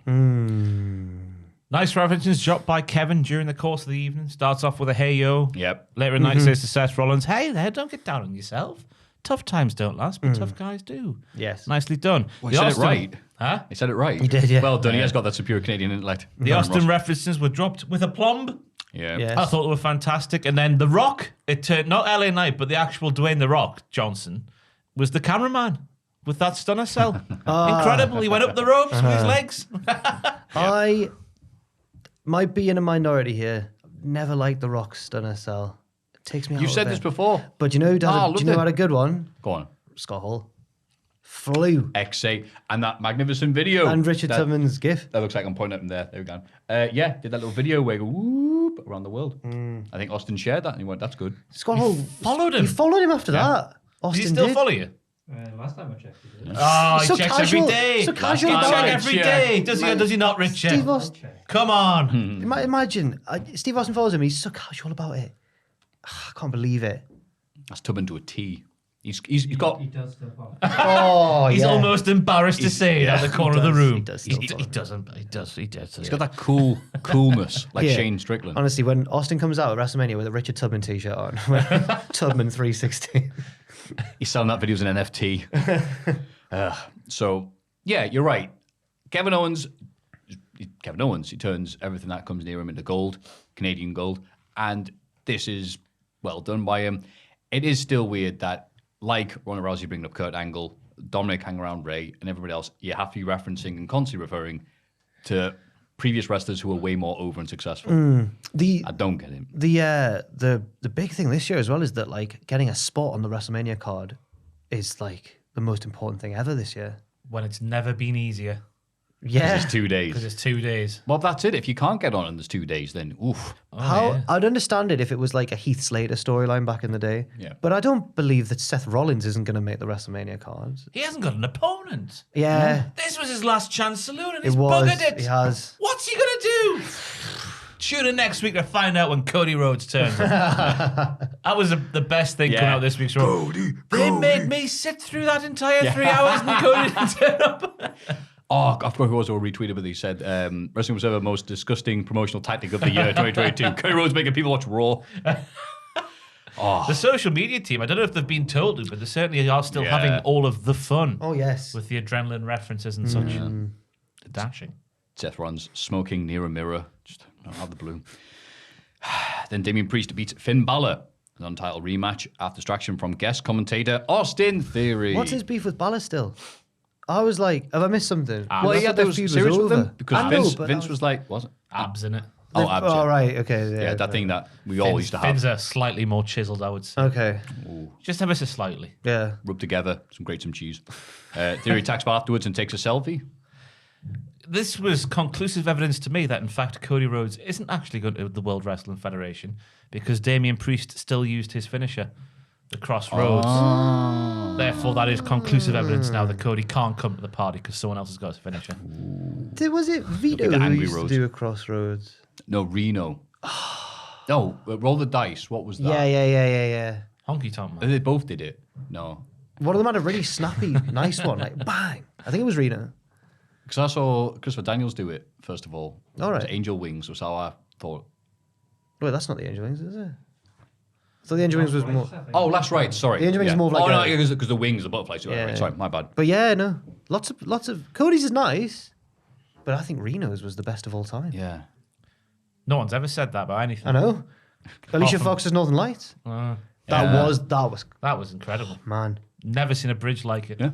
And then Dave Meltzer stole mine and Ross's opinion because we go on about it all the time, and then Meltzer just brings it up, and everyone suddenly agreed. Well, Jericho must listen to this podcast then. That was some news from this week. Go on. WWE in their lawsuit with MLW, Yeah. citing the Observer's report on the 30-minute demographic ratings between AEW and WWE, because AEW was better for that particular 30 minutes, that to prove that WWE isn't actually A monopoly. a monopoly Yeah. on wrestling. Fair enough. That is mental. Well, And they got away with it. Meltzer said that the Observer. Meltzer said on Twitter that the Observer's been used as evidence many times in the past. It's terrifying to think about. Someone they're burning it in the WWE World War. We were in it when we 39.95. left What Culture, and he got Sam's name wrong. How can you trust that publication? I forgot about that. Yeah, God. He called him Sam Oliver, didn't he? Wait, was I saying stuff like the other week? Like there were 1,500 people there for Progress's return, like a ballroom. I'm like, Big you can't fit that many people in before COVID. Like, all right. Yeah, it's got bigger. Anyway, but yeah, it's a bizarre series of events we find ourselves in where Observer is now being used in that way to quote, look, they beat us for half an hour, so that means we're not a monopoly. Yeah, it's not so much the fact that the Observer was used, just the fact that they're trying to say, no, we're not a monopoly. No. Incredible. They're less of a monopoly now than they were like 10 years ago, though. They're still the monopoly. You think? Yeah. Just the sheer scale compared to AEW. Globally. Yeah, fair enough. Yeah. I don't know if it meant globally. Or maybe it was loud just wee maybe next it was door. just loud piss again. Yeah. But what about CMLL, the oldest promotion in the world? That's right. Yeah. Yes, they're still there and they're still rubbish. Tell you what, nice for Damien Priest to get a Razor's Edge in as well, because he's Yeah. noted on multiple occasions how much Scott Hall meant to him, and Yeah. how when he walks down the ramp like that, it's in tribute to him, and he's had all the gear and whatnot. Aye. But the match was what it was. Yes. It was what it was. Then almost beat Commander Aziz and chokeslams Apollo Crews after the bell. Now, on paper, I went, oh no. Talk about the blind leading the blind. This was way better than I anticipated because it was just almost beating up Aziz. And when he had to lift him for a suplex, I thought it was very impressive. I was going to say it made it even more impressive, the fact that he was visibly struggling and just went, no, what? No, not Scottish. Not like the Scottish. You went, well, like the vacuum cleaner. You went, yeah. I'll get you up there. I thought it really added to the maneuver. Yeah. What a maneuver. And I have to apologise to you two, or maybe it was when Tom was on. You can apologise to me it anyway was if you both want. of you. I think it was you two. I go on then. Because I mentioned that I thought this match was being saved for Mania, and you both went, no. Yeah. And I was like, yes, it will. And it wasn't. So You can't have that on well done. WrestleMania. There's But no it way. turned out to be Aziz alright. being at Aziz should be at WrestleMania and Seth Rollins shouldn't be. Yeah, That'd be a good storyline. he's earned his way to the dance. Seth Rollins. I hope Shaq hasn't burnt his bridges with the World Wrestling Federation. I've said that twice now, the World Wrestling Entertainment, because I want to see Shaq versus Omos. Ah.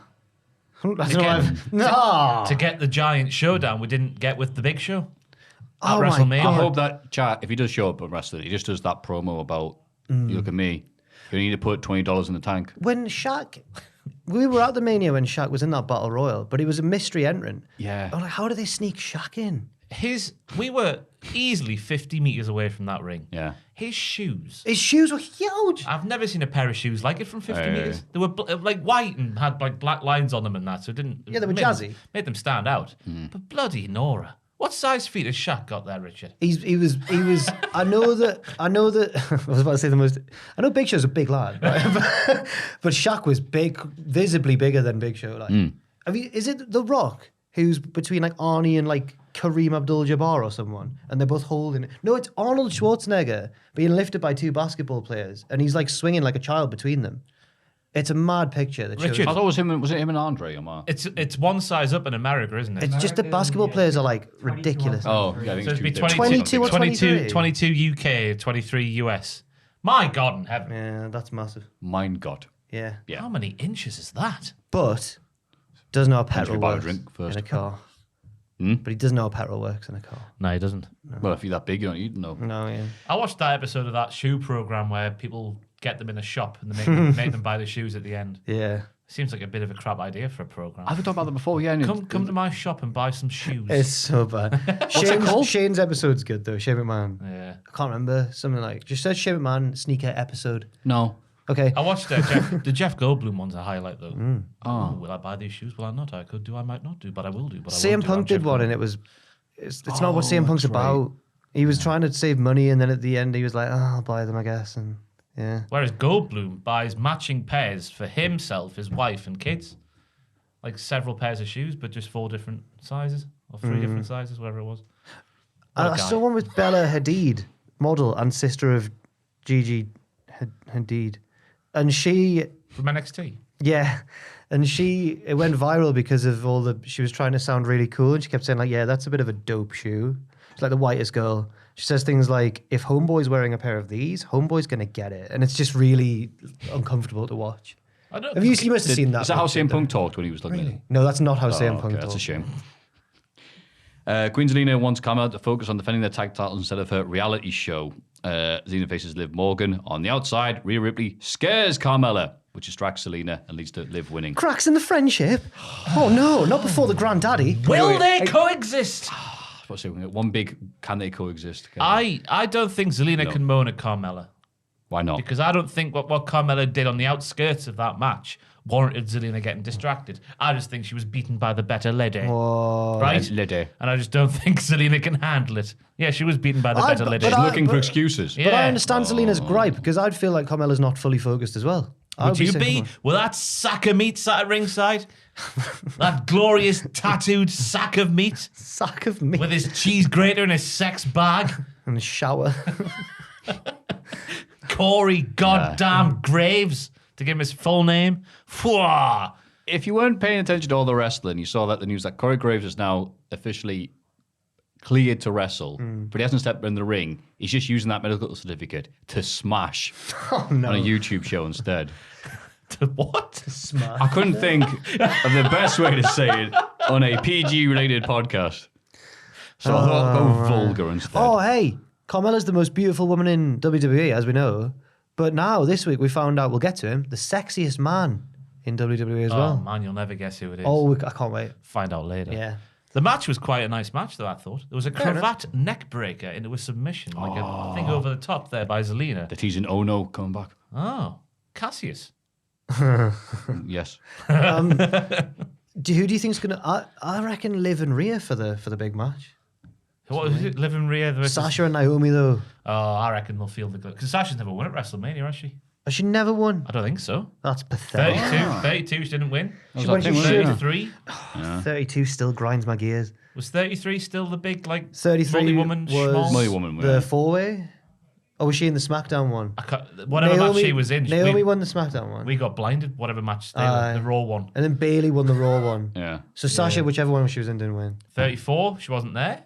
Right? 35, they famously lost the tag team titles, Yeah. prompting scandalous, untrue rumours from Satan himself. 36, Did she wrestle at 36? wasn't there, was she? Tag match. Did they win?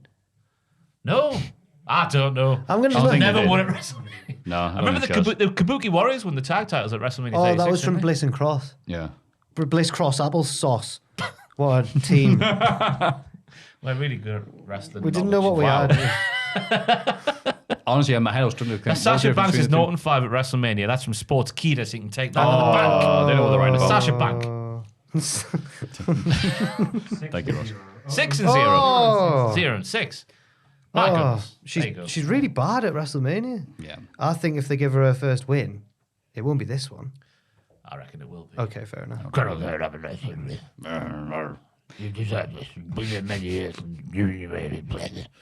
What was your impression of Vince saying, like, I love you? Was it Undertaker? Or I can't remember. was it Kurt? When was this? This is years ago. I think it was Vince saying it, I love you. I think maybe Kurt after losing to WrestleMania. Like, I love you. He did. It was one of the things I saw on the Cultaholic Twitter, like, Trimmed Bits account. Oh, really? Yeah. That was just a dog, man. Backstage, Kevin Owens tries to inspire Seth Rollins into finding a way onto the WrestleMania card. Seth says he has an idea. Later, Seth heads to the ring and brings Owens out to share his idea. He says that he could have a talk show segment at WrestleMania, with Steve Austin as his guest. Owens disagrees, saying that's literally just my idea that you've taken, you get. So Seth suggested they have a match tonight, with the winner getting to interview Austin at WrestleMania. Stop! Big news. Sources state long-awaited WWE United Kingdom pay-per-view return will take place Saturday, September the 3rd at the Principality Stadium in Cardiff, Wales. This is the same weekend as AEW's All-Out pay-per-view. Richard Tubman, can you Google the Principality? Does that mean the Millennium Stadium or Cardiff City because they're on Stadium? it. We have to go. Because there's a big difference. I've not been to Wales for so long. I don't know why I'm laughing at Wales. No, we have to go. Is it the big one or the... Yeah. It's the big one. It's Oh the my Millennium God. Stadium. It's It is the Michael Millennium, Owen right, in the right. 2001 Gotta go. FA Cup Right, final. right, right. You know It's what? Didier Drogba in the 2004 League Cup final. It's Steven Gerrard in the 2006 FA Cup final. That one. It's Andy Joshua punching people. Oh God, it's gone. Oh yeah, I hope it's not like an insurrection or a rebellion. I hope it's storyline canon. Nick Cannon. No. I hope it's part of the story. I get you. Do you reckon, with it being the same weekend as AEW's It's going to be All Out? NXT UK. Oh, can't be. No, not in that size. No, not in that stadium. Yeah. Do you reckon they've had a tip-off that maybe All Out could be at Fulham's Craven Cottage? Oh my God! Which one do we go to? Which one do we do? Giving that to WWE. Yay!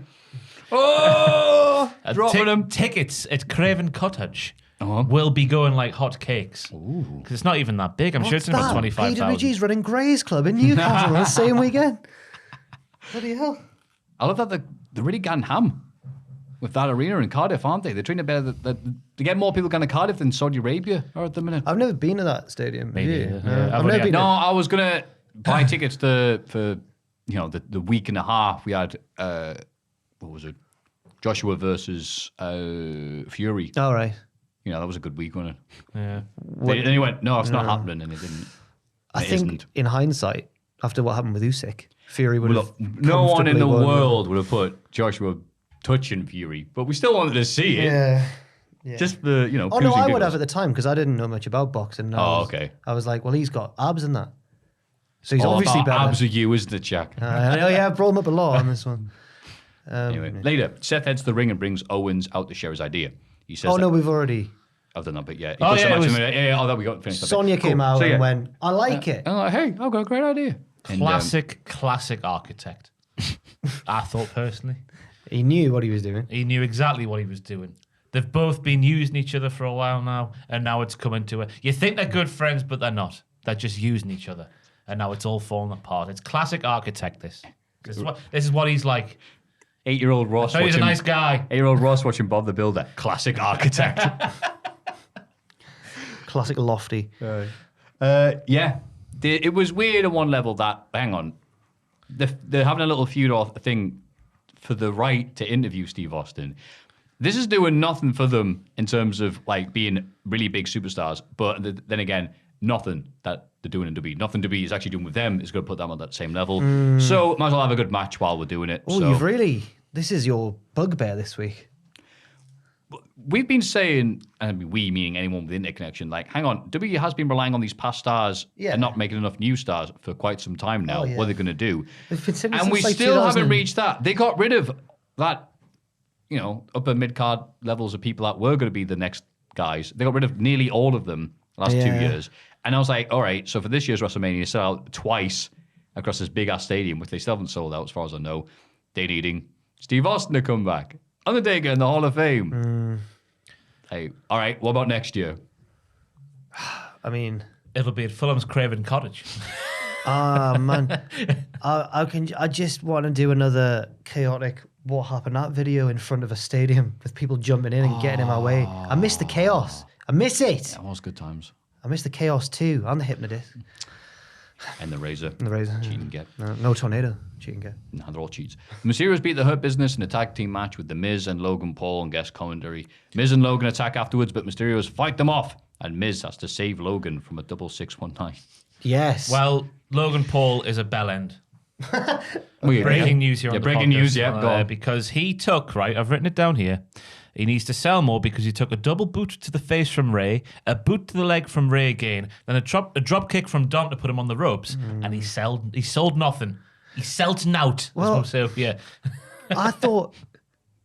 Yeah, but he's gone 12 rounds with KSI. Yeah, but look what I've written down there. I was feeling it, yeah. Oh, you've said the C word. Yeah? No, I It's the look, C word you're thinking I of. look like a big fool now because on the news with Tom, I was pretty impressed with Logan's ring positioning and his timing and stuff. He rolled out What? and just didn't sell anything. He got a drop Yeah. kick to the face. Why He neither just- did Britt Baker this Yeah, week? you can't pat him on the shouldn't say back. that, Wow. We'll get to that later on, but- Okay. The Doxer will see you now. Oh. I'm a fan of Britt Baker, obviously, and Logan. Oh, I think yeah. he's a wonderful man. But no, I do know what you mean. But I thought he looked not the worst in there. Oh no, that was just the selling. Fair enough, He fair took enough. the moves very Fair well. enough. And him, I didn't concentrate one iota on the match that was happening in the ring because the knobheads on commentary. Written down here that Logan saying that him and Miz are in love is a thing I've noted from the commentary. That's good healing. Yeah. Yeah. Corey then calling Logan talented. I mean, I'm not a multimillionaire. Me neither. But is he talented? Why am I defending him so much? Well, he's a great salesman. I'll give him that. No, he's He had that little drink swindler. with him that he's He's the selling. YouTube swindler. The YouTube Yeah. swindler. Yeah.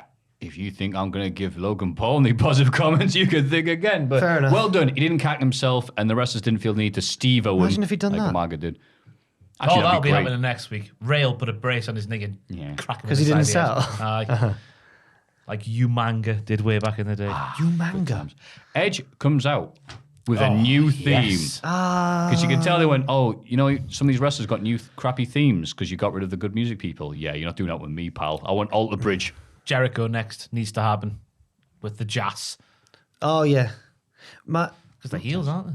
Oh, The Jericho Appreciation Society, Maffew. Oh, right. That's entertainment. I thought you need to come out to jazz, the music genre, and you're saying it in a weird That way. would work. Yeah, that would work, yeah. My head knows, and he knows. But my body. Right. My head knows that it's right for Edge to have a new theme tune, but my body is telling me no. I miss Metalingus. But he's a bad guy now. I know, He can't do the guess Jericho what? and cheer for the entrance and boo him. 6/7 of the roster are heel, it feels like, at the minute. There's so many dark, evil theme tunes going around. Rollins isn't that. I mean... This is a banger, this, though. It is, but it's not... it works so well. It's not... Yeah, but that's not the Edge you're looking at now. No, it's more like... Yeah. I described it as if Seth Rollins was a member of... Like underground level in Super Mario, that. I thought if Rollins was a member of the House of Black, that's what his theme would be. I've written down here, he's now a gothic Chris Bockwinkel. Oh. Gothic Malachi Black suit vibes with the lights and whatnot. The Chris because of Chris Jericho in the suit, and the Bockwinkel because of the words. Right. He's a gothic Chris Bockwinkel. Was it Nick Bockwinkel who Chris Jericho took inspiration from with his honest man? Yeah. Okay, right, okay. He's very smart. Right. Like, use His big words. catchphrase, speaking of Jericho, obviously that's entertainment being his catchphrase, and that's entertainment. It's so... Mark it's Goldbridge, so, it's so like old British TV. It's class. Edge's is up there, because Edge's new catchphrase at the end of his promo on this week's Raw is, "You will be judged." Yeah, that was it. AJ Styles, you will be judged. Talk about... By Judge Rinder. talk about concepts in Appearing at promos. the Millennium Stadium. Talk about concepts in promos. And he's mentioned the Mountain of Omnipotence quite a lot. AJ Styles spelled it right as well, which Did he? I don't believe he could do. Don't know about you. You can't think there's a chance the Earth is flat and spelled I can't even say it. Octopus. Right? He's not Wait, how saying, can he- He's how not can saying he- that it definitely is flat. He's just saying... How can we talk about mountains if the Earth's flat? He's a conflicted man, that They AJ just Styles. rise out of it like topography. The world, Like this can is the mount. as right. Forrest Gump Flat Earth said, of omnipotence. life is like an ordnance survey map. You can see the hills on it. Oof. He says, this is Edge, that he hasn't truly fulfilled his potential since returning to the ring. Admits that AJ Styles would leave the old Edge in the dust, because he is dust. But he's changed Stop now. it! Hey, he's 48 and a wrestler and has 2 kids. We weren't- He looks very good for his age. We weren't having a does. go at... Or was he? Was he having another go at Edge's appearance? He just said because he is dust or something. 48 in Maffew. wrestling years. That's like 300 Look, years I hate old to bring everywhere up, else. I hate to bring up abs again, but he's got them. I know, and I'm just envious like you are. Yeah. If Styles makes it to WrestleMania, Edge will pass his sentence. Oh, he'll be judged. You will be judged. Judge Edge. Judge. That's entertainment. Edge. I am the law. Why have I gone for the Stallone Judge Dredd? It's sad. Because that's what we all do when we hear that. Because it was awful. So crap. Anyway, I saw someone with a take on Twitter saying Edge has never been the same with promo since he did those acting classes before his Viking show. And I never thought about that before, but it's true. He's been a good promo in the past, sure, but yeah, it's a different style of Edge. Ah! That works for him. Yeah, obviously other people do that, like, oh, I'm crazy, me. But Edge can do it because he does have the great face. And looks like the dude from the first Scream film. So obviously you think, it looks like an actor. But I like this. I like it as well. Edge, after the Miz thing, was like, all right, cool, it's Edge. You've lost a bit of your allure because you're just another member of the roster now. So doing this has refreshed him up. Looking forward to the match with him. do you know what? AJ. That's a good point. Originally, I didn't like it. I just wanted a straight wrestling contest between two faces. But that you've made a really good point there. It has refreshed him. It has, yeah. Fair enough. And he's controlling his own narrative as well. That's very important, obviously. Speaking of narrative, Via is still coming. Oh my God, he really is coming. Do you see the face he was pulling? Why did they make him do that? Richard, someone must have put, if you put Via into Google image search and sorted by time, so the most recent ones are there, why on earth did they make him pull this face when he's pulling his things? Not put, There you Okay. go. I wasn't meant to go there, Go on, but the cheeky doc here. there he is Yeah. there. Top, no, next one along. Go off, get off that. There you go. Hey. Why did they make him do that? The poor blighter. They know what they're doing. Now, Via also has a new job announcing when the gym is closed. Was that See what that that? clip was about? Yeah. Right. Just shouting at members of the gym. Yeah. Go!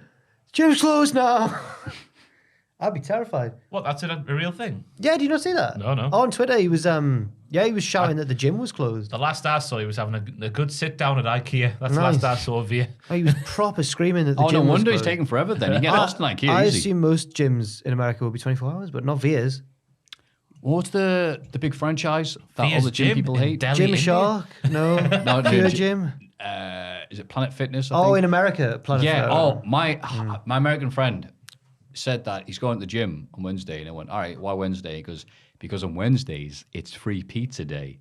In the And I went, gym? At the gym. I went, yeah, they give you free pizza when you go in. I went, why would you get food like that from a pizza? He goes, oh no, it's tasty, isn't it? And I went, but it's a gym, and I guess people do go there. He says, I'm not the only person who goes to this gym to get free pizza. Maybe it's like I think it's to keep them coming. cauliflower-based pizza or something. No. I asked these America! questions. I asked these questions because is it a protein pizza? And he went, no, it's margarita. Oh, there he is. Do you want to know how much of a bad person I am? Yeah. I'd love I to. had planned to go to IKEA at the weekend, Oh, yeah. but I logged on Instagram on love Saturday this. morning, and the person who was like what do you describe him as? He's definitely like one of the managers of the gym. Yeah, I don't know. he does the inductions and that at the gym. Oh, right, yeah. PJ. He was there Yeah. at the entrance of the IKEA I go to, and there's not another IKEA around here for miles. Yeah. So that's my only option. And he was there selling gym memberships, like, oh, come down to the gym for a free trial, this, that, and the other. And I didn't go to IKEA because of it, because I couldn't look him in the eye and go, hello, I'm the person who went to your gym many months ago and hasn't been back because he's got no drive and no chutzpah. Owen pointed out that Pathetic, guy. aren't it? Owen pointed out also that guy looks I'm like so Scott Hall's sorry. son. And he What's that? does. He does a little bit like Cody Hall, yeah. He looks a bit like He's Cody Hall. professional Oh, it wrestler. looks like Cody Hall. I wouldn't have gone He there. said he was a professional wrestler, and then when me and Owen were getting And me. I was there as well. All know, the no. YouTube personalities were there. But me and Owen were walking around together. Oh, 'cause sorry, You didn't do sorry, the induction, did you? No, I just went for it. There you go, yeah. Oh, well me, done, yeah. Me and Owen were having the Ouch. demonstrations done for the machines because they're big and scary. That's right, yeah. And he's like, oh, are you on that Cultaholic? He did. Well, I never. Yeah. Well, he was very professional at the And you know, start. I actually you told me this because you said, I didn't used to like you guys. Now I do. The one I was most flattered because it seemed like a cool person and I felt beneath them was the man doing the welcome at the football museum in Manchester. And he went, do you want a picture with the Premier League trophy? And me and Bethany went, yes, please. And then he went, you're from Cult. I was like, oh, you're a cool football boy. You shouldn't like me. Stop it. Aw, And then we went on our tour of the football museum. that's nice. Aye. How did we get here? Ross's story. This is Ross about to go to the gym, and Right, then Via- this is what he Via- sees. Audio listeners, Via has tweeted, you don't got to go home, but you can't stay here. Like it's closing time, yeah.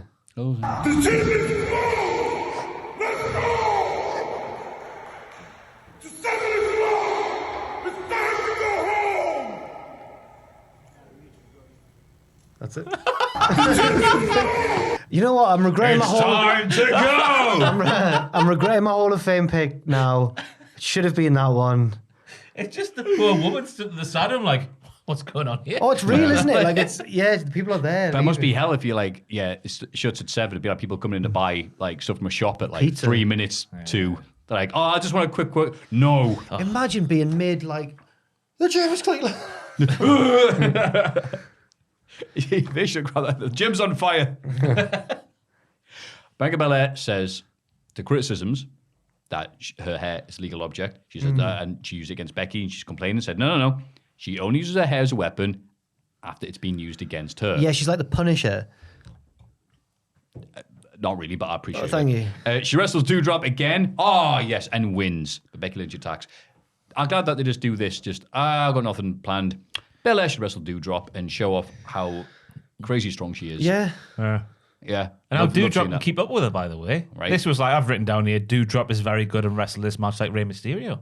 Yeah. Bianca was very good and wrestled this match like Rey Mysterio. They were just very quick, weren't they? Yeah. Didn't stop the entire time. This is the 5th time they've wrestled a singles match on Raw since December the 6th. Great. By the way, I think just in it's case you're really wondering. good. Get it but up. Get those numbers up. It's really good, but it's hard to get excited for. I know they'll always do something good, but it's hard. There's diminishing returns. Yeah. I would mention what happened after the bell. Becky Lynch attacks. Becky wraps a chair around Belair's neck and uses her hair to pull her into the ring post. Well, now Bianca's going to use her hair as a weapon. Well, no, is she? Because Becky shouts at Bianca, I'm not going to bother. Next week, your hair, bitch. Which I would assume means she's going to cut it off. Did you decide against the accent there? Yes, I did. Fair enough. I made it. Called an audible. I called an audible. You cannot. Ugh. Randy Orton has planned an in-ring title celebration for himself and Riddle. He's about to give Riddle a gift in a mysterious bag. What could it be? It's a bag of weed. I was going to say, yeah, everything else they did got like a lovely little reaction. Crowd went to him, but they did that and no one popped for it. No. Because the only way to make that, it wasn't a mysterious bag. A proper bag is see-through. Is weed legal in the Floridas? I assume it is. I don't know, actually. I seriously doubt even if it was, they would have gone, they were- here's drugs. Yeah. It's Jacksonville, isn't it? I was Just in to see if Jacksonville. the crowd would have understood the reference. Oh, they should have booked They it. did it because he was like, why is it a coloured bag? Imagine if Deal they- getting it from? You want to see what it looks like? Imagine if they'd gone Daly's place. Imagine if you had a little clear baggie. Yeah. Yeah. Right. But the Street Profits interrupt, and I thought they had a bit of an edge to them that they haven't had in ages. They want a title shot at WrestleMania because they beat RK Bro a couple of weeks ago. Yes. Clean in the ring. By accident. Right. Randy refuses, but Riddle convinces him to accept because they have to defend the belts at Mania. Montez Ford insults Orton's party plan ability, which gets Riddle mad. They have a singles match, Battle for Academy attack, make it a no contest. I think it's an interesting point that you raised, saying the Street Profits had some Kavorka they haven't had recently. Because I find now they're just inserted into many things as the de facto baby faces because they're not as popular as the baby faces they're in the ring with. Right. I'm thinking about your day one at the start of the year. I'm thinking about this segment on Raw. There's a couple more instances that I can't remember off the top of my head at this time, but it's happened numerous times, and I find it very, very interesting. Yeah. Because I think they are popular. I like them a lot. No, they are. But it's, they're down here in RK Bro, one of the most popular bits on WWE right now. So it's like, yeah, you're good, but you're not going to beat... nothing's beating Randy at this point. I want The drug testing could beat Randy. the Street Profits to win. They won't. They won't. But I thought it's perfectly set up, isn't it? Have they done this yet? Where they go, hey, we want the smoke. Riddle goes, I want the smoke too. Almost Oh, certainly. it's coming. Have they not If they done that haven't done yet? it already, Yeah. That'll be the final line of the video package for Mania. Yeah. I want the smoke. Check out my melody. Kevin Owens beats Seth Rollins in the main event. It's a good You match. mentioned the match. They had a match, Tez and Riddle. I said that. Did Yeah, you? and then Alpha Academy came in. Yeah. Academy, it's no contest. Beg my Oh, pardon. you sorry. hit that hard there. Wow, well done, mate. I got Kavorka there. I just thought it was interesting again because Tez was wrestling like the heel. He was attacking Riddle's bare feet, which a baby face wouldn't do. They're too pure and honest. Yeah. Yes. Aye. Unlike that Riddle who was not. But I assume this is going for another big multi-man tag team match at WrestleMania. Looks like it, yeah. Yeah. Do you think is it like a 3-team match on either side, either brand? Okay. Yeah. Alpha Academy, RK Bro. And NXT, by the way. I was going to say, I was about to say, triple- this entire bit, very, very similar to what they're doing in NXT Triple right threats now. all over the place. Yeah. Lack of ideas. I've said it. No, I've they've got got the regrets. ideas. They've got the ideas. They're just using them again and again and again.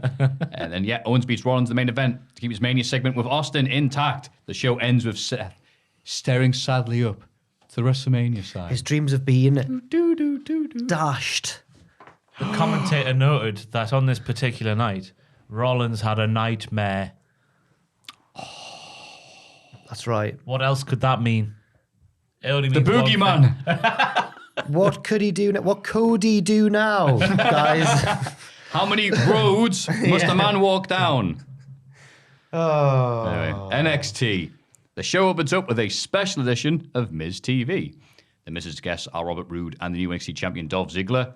We see footage of earlier today where Bron Breakker stormed around the Performance Center looking for Ziggler before being made to leave by security. And a funny bit, they showed some of this via CCTV, and I thought, that'd be nice to just use that. And this went back to having normal cameras that are omnipresent anyway. So he goes, I don't know why they There bothered. was some real film directing with Cora Jade later on as well. Oh, we'll get to that. LA Knight heads to the ring. Who? The Rock. And challenges Dolph to a match. Ziggler says he only fights main eventers. Go on, Dolph. So Miz books the match for the main event. Silly Dolph. Yeah. The Miz. Silly Dolph. Yeah, silly Dolph. So Miz was really over the NXT crowd, which I thought was interesting. You know who- Almost They like. loved him. Do you know who was more over? Almost like. Do you know who was more over? Oh, is it The Rock? It's is The Rock. It is The Rock. It's incredible. It's Why is almost that? It's just because they're real recognizing real, I think. Yeah, I think it is as No. well. I think Jack's trying to say I think something. it's a wrestler who has many catchphrases, a wrestler who knows how to work the crowd, a wrestler who just has unmatched charisma, getting louder reactions than these established main roster superstars. Honestly, if you caught LA Knight, known to his friends as The Rock, in bed with your wife, you tuck him in. You would. You give him a blue chew, which this podcast is not sponsored by. Nah, he wouldn't need it, but Tom Conradson, the new gimmick for Pete Dunne, might need it. Jack, you all right? Yeah, I can't wait to see what sort of reception he gets at Stand and Deliver.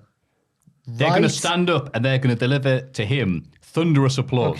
Okay. That's what it's called. There'll be a 10-gun salute because we're in Texas, y'all. Yeah, they'll shoot all the people not cheering.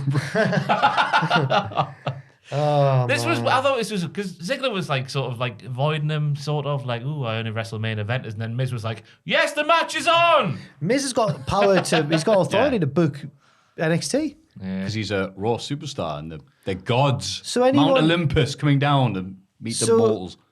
Like Reggie could. Yeah, Okay. yeah, absolutely. Oh my God! Did Reggie have a segment this week on Raw? Nah. Oh, that's all right. No, I forgot to mention it. Okay, fair enough. I wouldn't look at it if you There did. was no sexual tension on Raw this week with Dana and Reggie. And Tamina and Akira Tozawa, who took to Twitter this week. I don't know if I'm pulling that up, Richard, just in case the two fellas here on the podcast haven't seen it, on Akira Tozawa's Twitter. Just letting Tamina know that he's looking over her. Just Oh, and there's jizz on the. there you go. Hey, Tamina, I'm watching you. Oh, what a mix! If you scroll up, like there's that picture, and then the header is just jizz. Is it before and after? And just in case you couldn't tell, Japanese. That's his Twitter bio. Oh, right. That was just an observation. Where do I? Yeah, sorry. All your listeners, all your listeners. mate. It just his Twitter bio simply reads Japanese #WWE #Raw. Just in case. I didn't see it. I'm like, are you all right? Oh, it's there. Okay. There was Little Britain going on. Backstage, we see that Cora Jade has somehow stolen all three of Toxic Attraction's title belts because they're hanging around and she says, well, I'll take these belts. Why would they and leave that them belt, hanging around? And that belt. And at first, I thought, have they left them there? Well, they're going for like a beauty spa or whatever. And there's like, no, I think Cora Jade just stole them and put them there for dramatic effect. Wasn't actually explained how she got I've done them. the whole Cora Jade arc in this. Here's the mini-series. In the locker room, Wendy Chu informs us that she loves orange soda. Why has she stolen a classic? I'm sorry. No. Surely she wasn't trying to do Keenan and Kel because she Who didn't else do could right. it be? No one else loves orange But soda. she hasn't said, no, but Not as much as Kel. if you're going to do the thing, you're going to do it right. They didn't go, I love orange soda, me. They went, who loves orange soda? Cal loves orange soda. Wendy Is Chu. it true? Yeah, is Wendy, it true? Wendy Chu. Ooh. Yeah, they could have done it. Wendy Chu. Chu loves orange soda. Easy, it's there. And she just went, I love orange soda means, all right, cool. That's a character, is it? Now, what happened? Because Keenan's on like Saturday Night Live and stuff. What happened to Cal? Drowned. No. God, no. In a Stop bath it. of orange soda. I've got Stop no it. idea. He's around. I'm just going to check his life. Oh, God. Please be alive. We'd know he was dead. There was that famous rumor that he was dead. Like, Shut up, No, Richard. it was just a rumor though. Could you not have just said this before I said that? No. Cal Mitchell. He's not dead. He's alive. He's 43. Yeah, it's fine. Dakota Kai Handsome devil. is. Dakota Kai is worried about the Dusty Classic final, but Wendy tells her to relax. Toxic Attraction burst in looking for Cora, but she's not there. I'm glad you typed all that. Cora spends the night using the title belts as bait, setting hilarious traps for Toxic Attraction. She locks JC Jane behind a gate and Gigi Dolan in a bin. On a boat. I don't know. On a goat. I don't know why Gigi Dolan went, oh, the belt's in this big old, what do they call them? Dumpster. Yeah, but that's a trademark term, isn't it? What's the? Is it like Hoover? Yeah. Oh, or And Iron the Brew. big- Yeah, very nice. And you should only drink one of those things. And she went, oh, well, the only way I can get this is by going in the dumpster. Well, she had to. It was too high. Yeah, it was too She hard. could have got a stick. She couldn't see the string it was attached to. I Shove it thought it was again. fantastic. Did you? Later, straight out of Home Alone 3. I love her. You think I don't pay attention? If Cora Jade got on the trash can, which had Gigi Dolan inside, and started singing, "This is my town," Watch your step if you come around. That would have taken things over to top. I don't think I know you. Maybe it's Ben. time to show you. Later, she There's thinks all about Home Alone 3 fans out there. spray painting Mandy Yeah, Rose's. thinks about it. Yeah, because she goes, I'm going to spray this Range Rover. But instead decides to take it for a ride. Mandy's hiding inside the car and beats Cora down before spray painting her back. Was that a Scott Hall tribute? Like an NWO spray paint in the back? I don't know what she scribbled though. It was just like Could have been. Yeah, I couldn't tell what it read. She was trying to write something, but it didn't quite work. Man. Maybe it was TA, Toxic Attraction. Nah, she was doing Sonic 2 is better than Sonic 3. And she carried it at AEW like that. Oh, this was odd. It was fantastic. You didn't like Cora Jade until now. Until now.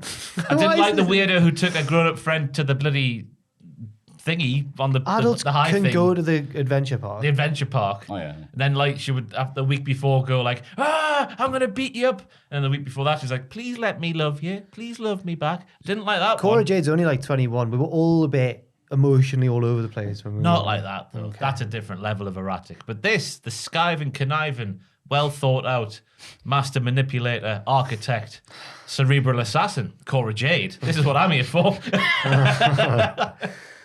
It's Kevin McAllister, but it's fantastic. I can't wait to see what happens next week. I liked her drip. Thought she was dressed cool, which obviously Ross thinks is, I always think. But this week I was particularly like, oh, she's dressed cool. I was sad when she got beaten up, and I'm looking forward to the title match. It's interesting that Mandy also said, I'll fight you and any other woman. And she looked the other way Oh, just to see if there was any other women there. that's a great touch. So I assume that Yeah, it's good. She's like, Gonna be I guess no one's here to save you. a multi-woman match is going to happen for the title. Oh, a moldy one. Oh, I thought it I'll would just fight be- you and any other woman. I guess so. I thought it was just a classic good versus evil. Sort of Maybe fight. we'll have to see after Home Alone 2 next week. What Yeah. happens? Was this, Imagine if they do the spot with the rope and the flames. yeah. Just toxic attraction falling down from a great height. Imagine. Imagine if one of them. No, I was going to use. You know, you smacked my winky in Home Alone 3. No one's going to get their winky smacked. Hopefully. Oh, yeah. You guys are obscure references. Watch Home Alone 3. No. It's very good. There's a spot in Home Alone 3 where A sp- the backstage path, the garden path in the back garden path Got is actually being replaced by all sorts of like mud and stuff. So it looks solid, but then when she falls into it, she's trapped in this mud, and a plant pot falls and cracks on the back of the head, and she falls forward into the SHIT. That's what we need to see on next week's NXT. Cora Jade with plant pot from great height. There's a sick spot where a lawnmower comes out the loft down onto, and then A lawnmower. A lawnmower. Aye. Not any lawnmower though. One of CZ those Dub. ones with the circular thingy on the All front. right. he's And then- hardcore. Aye. And what was... It gives him a silly haircut. Haircut. That's all it does? Yeah. He's got like it just sort of like gappy bits in there. He reminds me a bit of David Schwimmer, that one. Yeah, he does. Yeah. The faces he pulls in that. Right, sorry. Home Alone 3 is a fine film. It's just not as iconic as 1 or 2, so people look down on it unfairly. That's all we're saying. Mrs. Hess is kept hostage. Yeah, big baby face turn from Mrs. Hess towards the end. She was an arsehole at the start, and then Alex helps her at the end. Oh. Alex is a good boy. Santos Escobar beats Cameron Grimes to qualify for the North American title ladder match at Stand and Deliver. A surprisingly positive cheer from the bunch of not plants in the audience. I thought Cameron Grimes was the goodie, but Santos Escobar was like, yeah, he's cool. It's weird what happened to Cameron Grimes. He's gone from being the most popular thing to just being sort of lost in the shuffle. Well, I've mentioned. Well, he Oh, said later. And Grimes listens to this and says, yeah, takes it badly. Talks later about being sick of losing all the time and letting down the memory of his dad. Wow. He got really serious. Now, I didn't view Cameron Grimes as losing all the time yet. He's just not doing anything right now. yeah, He beat LA Knight in a feud. Not many people can say that. not Yeah, many people and- can. Yeah. Backstage, Escobar calls himself the greatest luchador of all time, but is interrupted by Ray and Dominic Mysterio. What are you doing here? Ray thinks that Dom is the greatest luchador ever, but Santos and his boys. No, Ray thinks he's the great. Ray thinks that Dom is the next greatest Next luchador. was the crucial word there. No, Ray doesn't think Dom is the greatest luchador ever. He's next greatest luchador, but Santos basically, you're kidding us, pal. Bloody hell. And then they're like, all right, let's have a match later on then. Like, all right. No bother, pal. Yeah. And then A-Kid makes his NXT 2.0 debut. Oh, Dom's match was later. Yeah. I went for a celebration there. Oh, A-Kid. I'm so used to just saying that now. I have to forget. Yeah. A-Kid makes his NXT 2.0 debut after leaving NXT UK by way of Spain, I guess. He beats Kushida to qualify for a qualifying match for the North American title ladder match. It's nice that he got brought up. I'm surprised he beat Kushida, though. It's a hell of a thing. I'm not at all. Jacket time, Kushida. Yeah. He's a joke. Oh, right. I forgot about Jacket Time because I've been on TV for weeks. They were on last week. Were they? Yeah, sort of. I've forgotten his name. Yeah, it was just I remember writing it in the notes as like, and Jacket Time are excited about this. Right. They didn't do it. They just backstage doing it. Yeah. I think they watched the promo for A-Kid, and then That was it. Then they were excited about what was it. his? I've forgotten his name completely. No, What, Ikemen Gyro? Ikemen Gyro. He was like, he's fantastic. He's so excited. He says, he's going to beat you, mate. Oh, no, he won't. Oh, it was a very good match, Hey, though. Jacket Time have been wrestling on Level Up, so they have been active. Level up. Yeah. Has anyone seen that yet? No. We need record-breaking IWGP Junior Heavyweight. We need him to level up. Yep.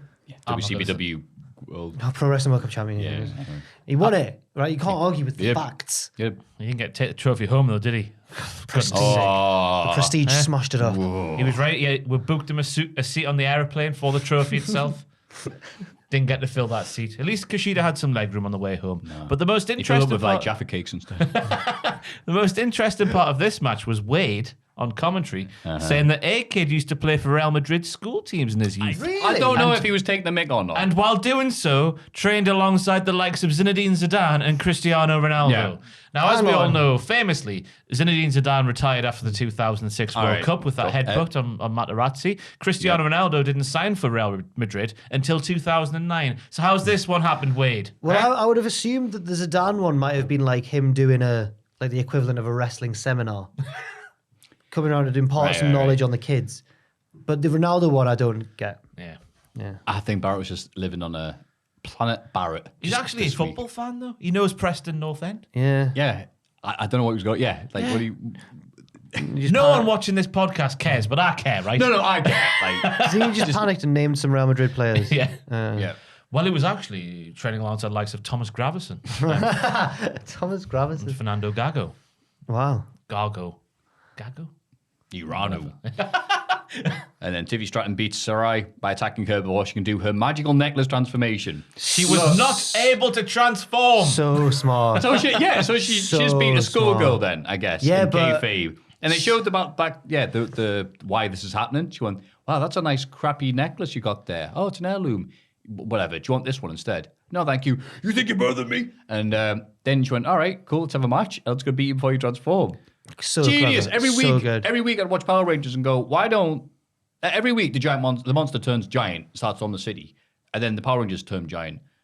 Why don't the Power Rangers one week just turn giant and squish the monster like underneath the foot, and that's it? Oh, before the monster turns giant. Yeah. Yeah. It's like, we're right to my Megazord mode. We just stamp you. There, end of that. And here we go. Years later, she goes, well, why am I waiting for you to transform? I was going to hit you from behind. Tiffany Isn't that great? Stratton is the Power Rangers. Yes. Okay. No, the smart Power Rangers. Yeah. I'm very intrigued to see where this goes next week because I don't think Tiffany Stratton kept a hold of the source of all the power. And I hope she did because next week would be great to see Tiffany Stratton just strutting the aisle backstage like dressed like herself, and then she walks through the smoke and then transform into like the arse-kicking Sarai. What would she be? And then she's like, what happened? What would her version be? Sarai should be into- Tiffy. She transforms. No, she goes through. And Charlotte Flair walks out. Oh. Yeah, they got a lot of fun with this. Yeah. But did she pick up the source of the power? That's all we need to know. I hope she did. Or if she gets that, just throws it in the bin. And so I was like, help! I'm rubbish about that. Honestly, I used to be good. They're like, yeah, sure you did. Get yourself to level up. Backstage, It was good heat, though. What a segment. Yeah, it was all right. Backstage, Gunther tells LA Knight he doesn't respect him using words to get what he wants. I think LA Knight just cleans his clock. He goes, yeah, whatever. Well, this isn't just wrestling, sports, entertainment, buddy. And I do both the sports and the entertainment. Yeah. You got the first half of that. I am both. Yeah. He wiped the floor with Gunter. Gunter can't come back in this one. Gunter's going to batter LA Knight, I'm afraid. Indeed. Yeah. But on the microphone. Oh, yeah. Well. I reckon LA Knight will charm him like a snake with sheer professional wrestling promo. They do snake charming. I was playing the playing the flute. Play the snake flute. With sheer professional wrestling promo prowess is what I was trying to say. Yeah, Goodness me. Gunter will be mesmerized by the cavalker of LA Knight. And that's how LA Knight will pick up the victory. Oh, no. I think, I like you, LA Knight. I'll kill you last. as we all know, NXT 2.0 is the horniest brand in WWE. And I think that's affecting our analysis. It certainly is getting in the way of something. Yeah. Tommaso Ciampa cuts a babyface promo, recapping his entire NXT career and thanking the fans for being with him every step of the way, whether cheering him or booing him. He wonders about the best way to close this chapter of his life. Is it by Tony D'Angelo? Tony could have blindsided Ciampa with a crowbar, but says he respects him. Ciampa respects him too much to do that and would be honoured to face him at Stand and Deliver. Ciampa accepts and they shake hands, but Tony low blows him. It says that by beating Ciampa, they become the Don of NXT and gives him the kiss of death. Like Glenn Gilberti does. Well, he did it once in a recent TNA episode I watched. Oh, What? No, it's the Godfather. I know it's the Mafia thing, and Yeah. it's a big trope in pop culture. I get same it. Glenn It's just, Gilberti. that was the reference you went with. In fact, it probably goes back to like Judas, Chris Jericho. So, anyway. Thank you. So I thought, wait, hang on. We've seen this before, haven't we, with Johnny Gargano? And then Grayson Waller doing the thing months ago when he went like, hey, look, thank you very much. I'm basically out of character now because I'm basically leaving. We've seen him on Raw, Tommaso Ciampa. Looks, I'm going to put 2 and 2 together here and probably get 6. But it looks like he's going up to the main roster after Tony D'Angelo's had his way with him.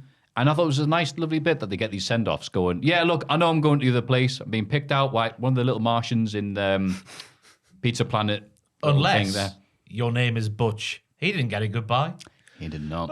It needs to be an ending of Botchamania. The Toy Story, the clown.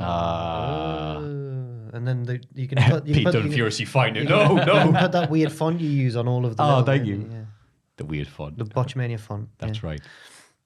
Yeah, I thank thought you, this pal. was a tremendous Write segment. that down.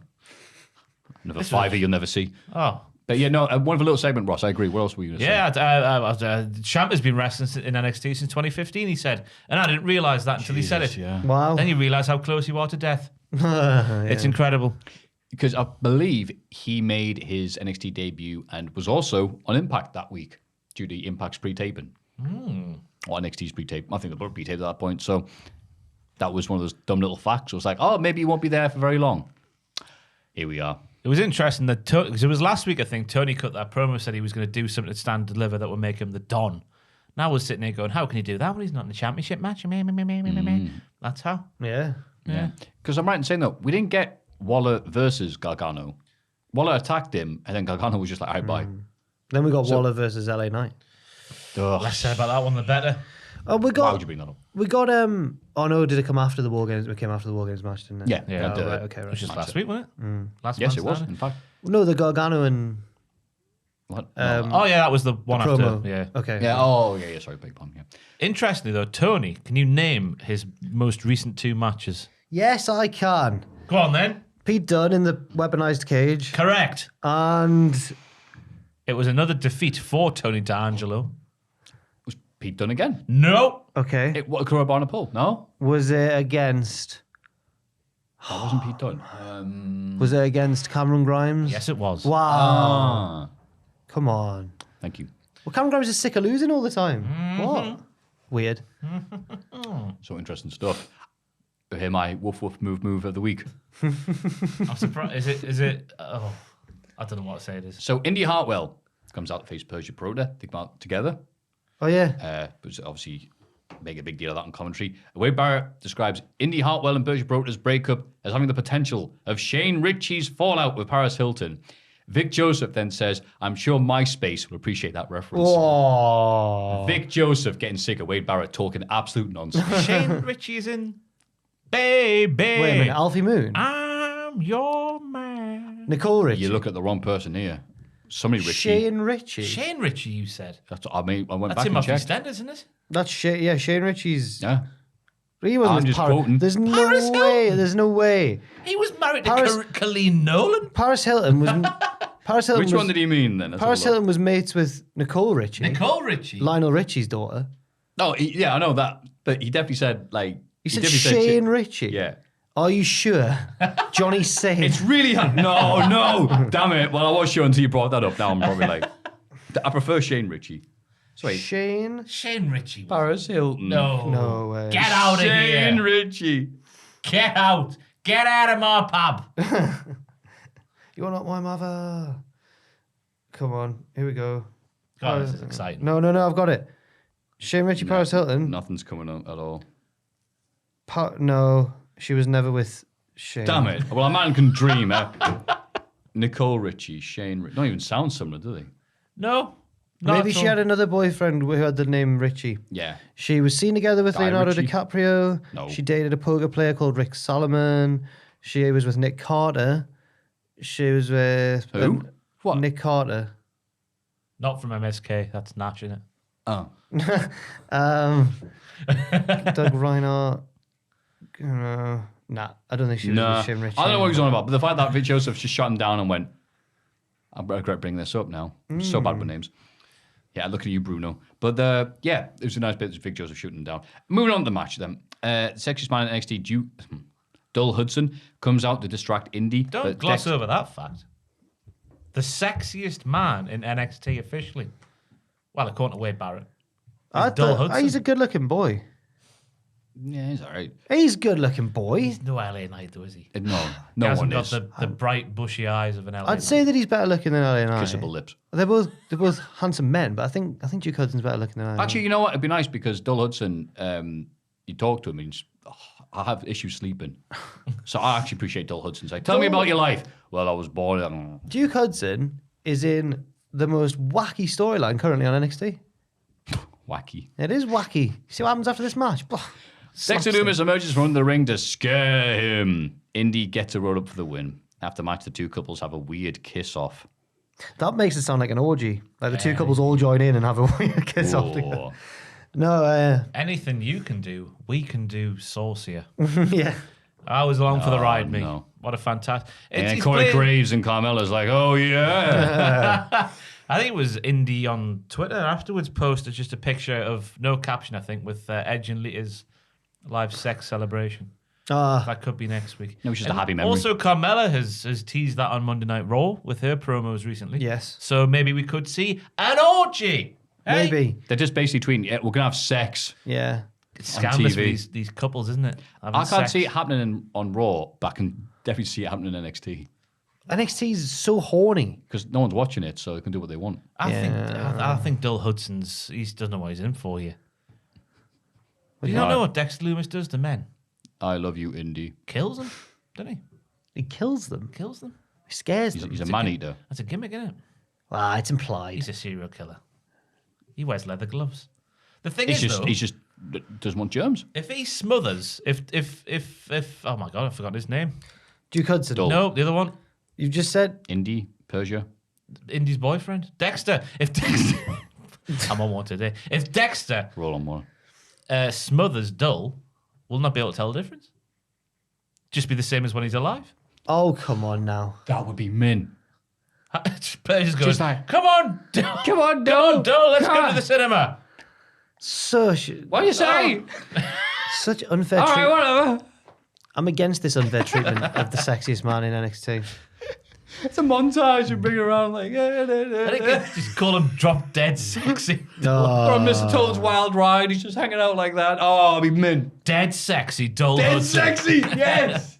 So, Just He's a great listener. Persia lifts his hand up.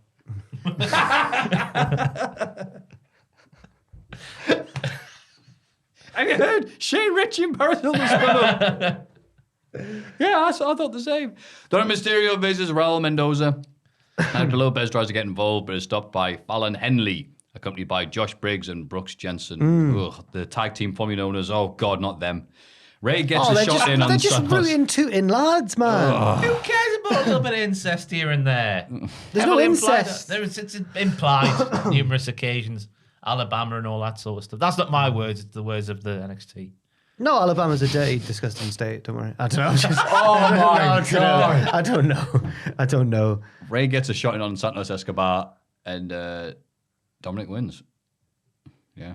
It wasn't much of a match, I didn't think. It was just the good crowd popping moments at the end with the Ray getting involved and all that sort of stuff. But Aye. the crowd were going mental, which disproves his theory about LA Knight. What a dummy. No, it doesn't. It doesn't disprove that. Completely and Okay. unequivocally disproves that Yeah, theory. 100%. The Creed brothers head the ring and demand to know who attacked them last week. Like Austin when he was after Steve Blackman and that. Yeah. MSK enter to say that they did not do it. But what were they wearing? Can't remember. NWO t-shirts. That yeah. signified a heel turn for me. Oh. Wasn't a tribute to Scott Hall. It would have been Wolfpack if it was Scott Hall. For me. No. The NWO original, Scott Hall. It's a heel turn. It's they not did a- it right. They attacked the Creed brothers. They said, hey, yo, to begin. Like, good lads. Imperium interrupt to sub a three-way tag match for the titles at Stand and Deliver. Yes, they were handed the Raw script instead. Backstage, Malcolm Bivens questions more teams about the attack.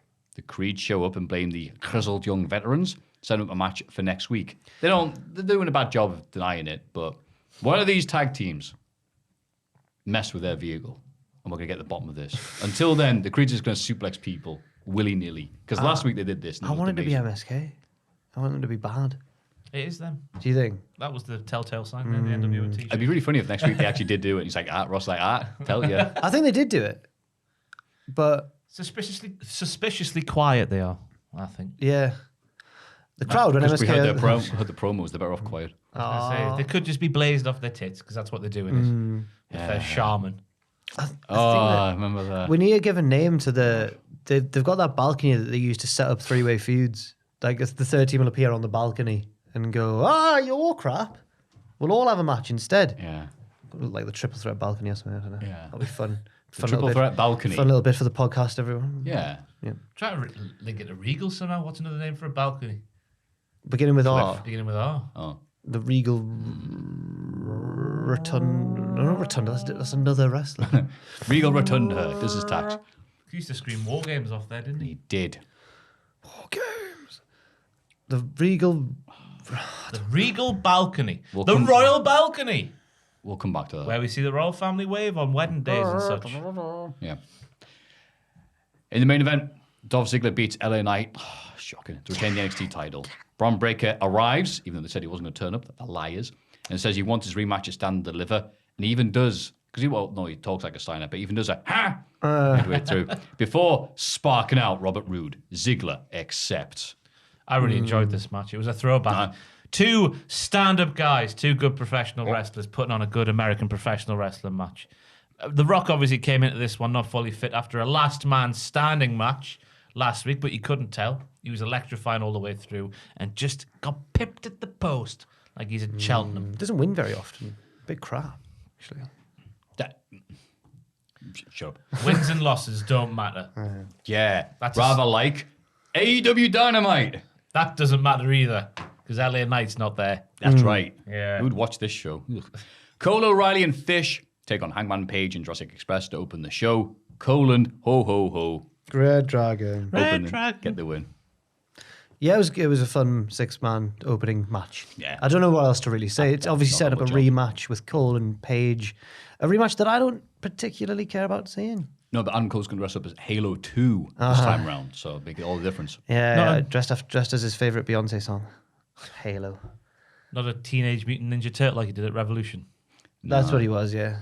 Oh, yeah. Sorry, it's going to be Leonardo next But time. he forgot That's he right. forgot the helmet. He had the hard shell on back, didn't he? Yeah. That's right. Triple Moonsault was fantastic. Double Oh, yeah. Doomsday Device was fantastic. Yep. Hangman getting cheered. I thought that was good after what happened at Yes. Revolution and such. But then I did a Google and they were in San Antonio. So Cowboys and that. Texas. And I thought the finish was good the way it was set up with Cole looking at Hangman while he pinned his friend. Oh, It's like American Psycho, he's looking at himself in the mirror. yes. Cole did a lot of mouthing along to the words of his song, both before and after this match. I thought, I'm surprised more wrestlers don't do that. Not that I want them to, just I wouldn't be able to help it, I don't think, if I was saw Cole going, it's all you know. It's all. Yeah. Yeah. He's good at that, doing He's karaoke. class, yeah. John Moxley and Bryan Danielson beat Chuck Taylor and Wheeler Yuta with William Regal on guest commentary. And what a marvellous job he did. Pray tell, man with the mask, who is the demon waif? And then they plugged the merch, and he goes, I haven't got any merch for sale, but I do have some lovely jam. He returns to the ring after the match and offers Regal a handshake. Regal slaps him in the face, and Wheeler Hard. doesn't back down. Hard slap. Cups his hand. It's like, have you seen the slap? What's the official term? Well, the Enoki face slap. slapping championships.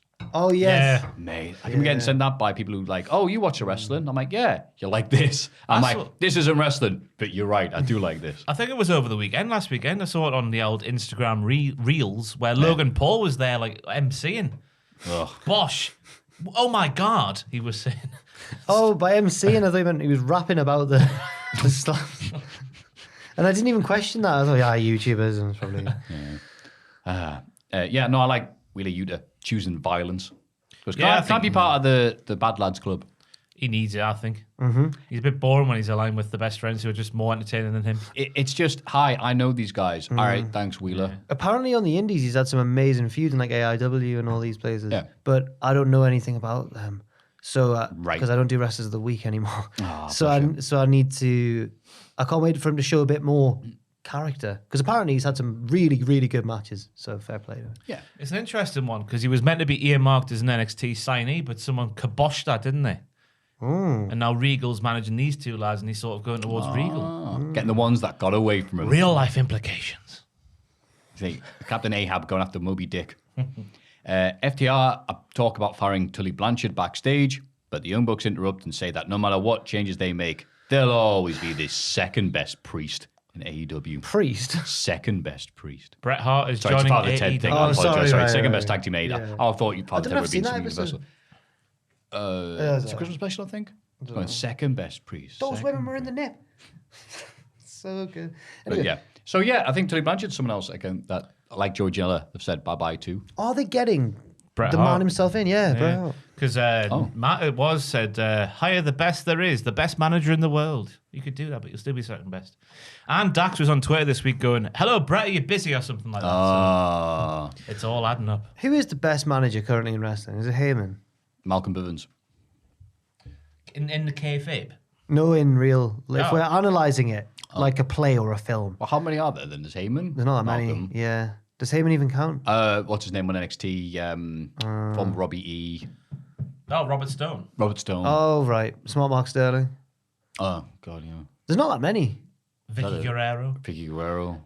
Jose, the left-hand man. Oh, I was going God, to say, yeah. Andrade or him must count. Then, Alex I the guess. Dark Priest. Alex the Dark Priest. Oh, God. The second Second best, best priest. Thank you, mate.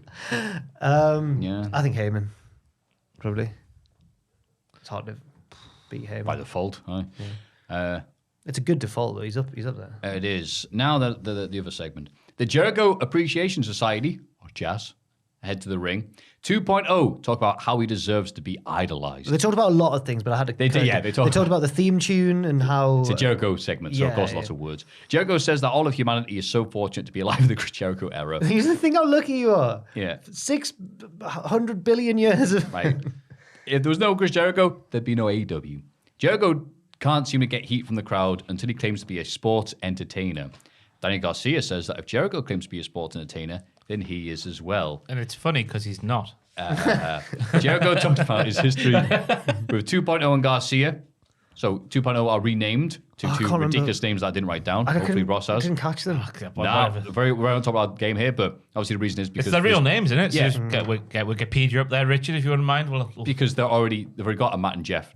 Oh, signed to yeah. AEW, so I never thought about that. Well, good spot there, Maffew. yeah. Sound like a Grand National commentator. Oh, Cool Hand Ange Angelo Bar- Parker. and Daddy Magic Matt Menard. I wish I was called Daddy Danny Magic. Magic. Daddy Magic. Oh, Daddy Magic. Sorry, Magic. Love that. Okay.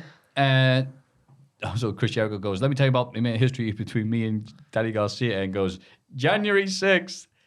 Going to all the Twitter to go, My where wife." was your wife? A different year, I guess. And then they say, tell Hager to introduce the group. And he goes, we beat people up. But some people thought he said we beat off people. No, for he some says reason. we beat a professional wrestler. Oh, is that what Or he beat says? them off. Beat Whatever them they off. want that We day. beat off professional wrestlers. But the point is that they're sports entertainers. Especially Daniel Garcia. Yeah. The wacky man of AEW Yeah, himself. Mr. Comedy himself. I'm surprised it took this long for this gimmick to happen. The whole sports entertainer thing. Because I don't care what AEW say. They are just as much sports entertainment as WWE are. Maybe slightly less nonsense, but they are still. Oh yeah, the storyline driven. There's not there's nothing that, wrong with not that. that much of a difference. No, there's not. It's still all wrestling. Isn't it? Yeah. I'd say this. Oh no, hang on. Well, I was gonna say when it was the Wednesday Night Wars, the NXT 1.0, NXT was less sports entertaining than I don't know actually. Yeah, it was. Do you reckon? Yeah, it was just straight up matches, wasn't it? Apart from you like Ciampa and Gargano feuds and stuff, Yeah. but mainly AEW was more sports entertainment than NXT. And it was boring. Oh hey. What? NXT back then? Oh hey. Just wrestling. Oh hey You guys. need more on your plate. That's I just agree. having meat. Yeah, And you not only was it just wrestling, it was the same type of wrestling Call served me- over and over again. silly boy. You're a silly boy. You're a silly boy. Okay. There was a match where me and Maffew fell out on Twitter, and it was like Kushida and Gargano or something like that. And they had an amazing match. And And flashbacks. I was like, wow, guys, great match. Just, getting the likes in and stuff. And I got targeted by a bigger boy on Twitter, and it was him. A bigger fish came along. What did I say? Jack, shut up, you silly boy. I don't know. I hope I did. Yeah, that was one of the many Gargano NXT specials where he would do 16 different things in the match and none of them would result in the You finish. seem to think that Gargano's not very good, and he's very good. He's had good matches. Oh, he has. It's just those last few years of NXT, I'm like, I don't enjoy watching this. Fair enough. This is just moves for the sake of moves, submission for the sake of missions, and then someone else will be the finish. It was like watching Well, he's a little guy, so he's got to hit them lots of times. he's a little guy. He's got to hit them loads of times Hey, for I'm them a to stay little down. guy. Yeah, I'm a little guy. Hey. Gargano, it's an Italian name. Hey, it should have been that. Should have been the next Tony D'Angelo. Wardlow takes on Scorpio Sky for the TNT title. Sean Spears distracts Wardlow on the ramp, allowing MJF to push him headfirst into the ring post. Sky wins the roll-up, and Wardlow is beaten down by American Top Team. He fights them off and tries to powerbomb MJF, but Spears takes him down with chair shots. MJF hits him with Dynamite Diamond Ring. CM Punk. Oh, no, CM Punk's selfish. He didn't say Cheers, Wardlow. pal. Only helped you beat him. Turned his back on the fans again. Lovely at MJF 2.0 sat at home watching that saying, where's CM Punk? He didn't come back. I thought that obviously the ending was a bit predictable, but sometimes the predictable thing is the right thing to do. Exactly, yeah. And this was it, because it wasn't time for Scorpio Sky to lose his title. True. MJF and Wardlow is a feud that needs to happen. I guess that'll happen at Double or Nothing, a big blow off. Yeah. So yeah, it was fine. I was happy with this, but it does mind you with some people really get invested into it, like you and Rick Boogs in his leg. When people go, I can't believe Wardlow lost. I'm like, oh, bless you. Can't believe it. Like, You can tell that Paige Van Zandt's husband's a legit badass because he went for elbows with an open hand. He did that, and I was Yeah. like, oh, that's a martial arts thing to do. Scary man. it is, but And scary lady. Scary couple. yeah, but I still don't know why American Top Team's bringing up all these like MMA people around. Like, yeah, first few times you're like, oh wow, yeah, it's all these people, but now they're hanging around. Richard, what's her husband? Sorry, called. I don't remember his name. I don't think he's Mr. Van I Sant. I was don't think banging he's on you a- knowing. I don't think he's definitely not a prominent MMA fighter if he is. Austin's someone, isn't it? I thought Puro expert Richard Tubman would know. Yeah, Same thing, yeah. Yep. he's got all the Pride events. He's got Shuto. Oh, I've actually elbowed the table. Bloody hell. Oh, Daddy Magic, Matt Menard. Yeah, I thought he was actually annoyed, but maybe he was just doing good acting. But he seemed actually cross with Wardlow. Wonderful. Okay. Austin Vanderford. Well, not. Very Dutch surnames going Evil on here. name, innit? Yeah. Evil like it. Dutch mastermind. I like any. Austin. I will see you at the Wrestlemania. Austin Vanderford. I haven't got the bingo card for the accent. Join the House of Black if you dare. It's definitely Swedish, isn't it? It's not. I can't do Dutch. I really can't. Oh god. Oh, yes. The Hardys make their AEW tag team debut. It's all gone. Feuding private party. The rest of the AFO surround the ring afterwards, but Darby Allin and Sting arrive to even the odds. And Dennis they're back. Bergkamp. Dennis Bergkamp! Dennis Bergkamp! Next time Malachi Black boots somebody, they should go coverage. And the bad guys leave, yeah. Yeah. You know what?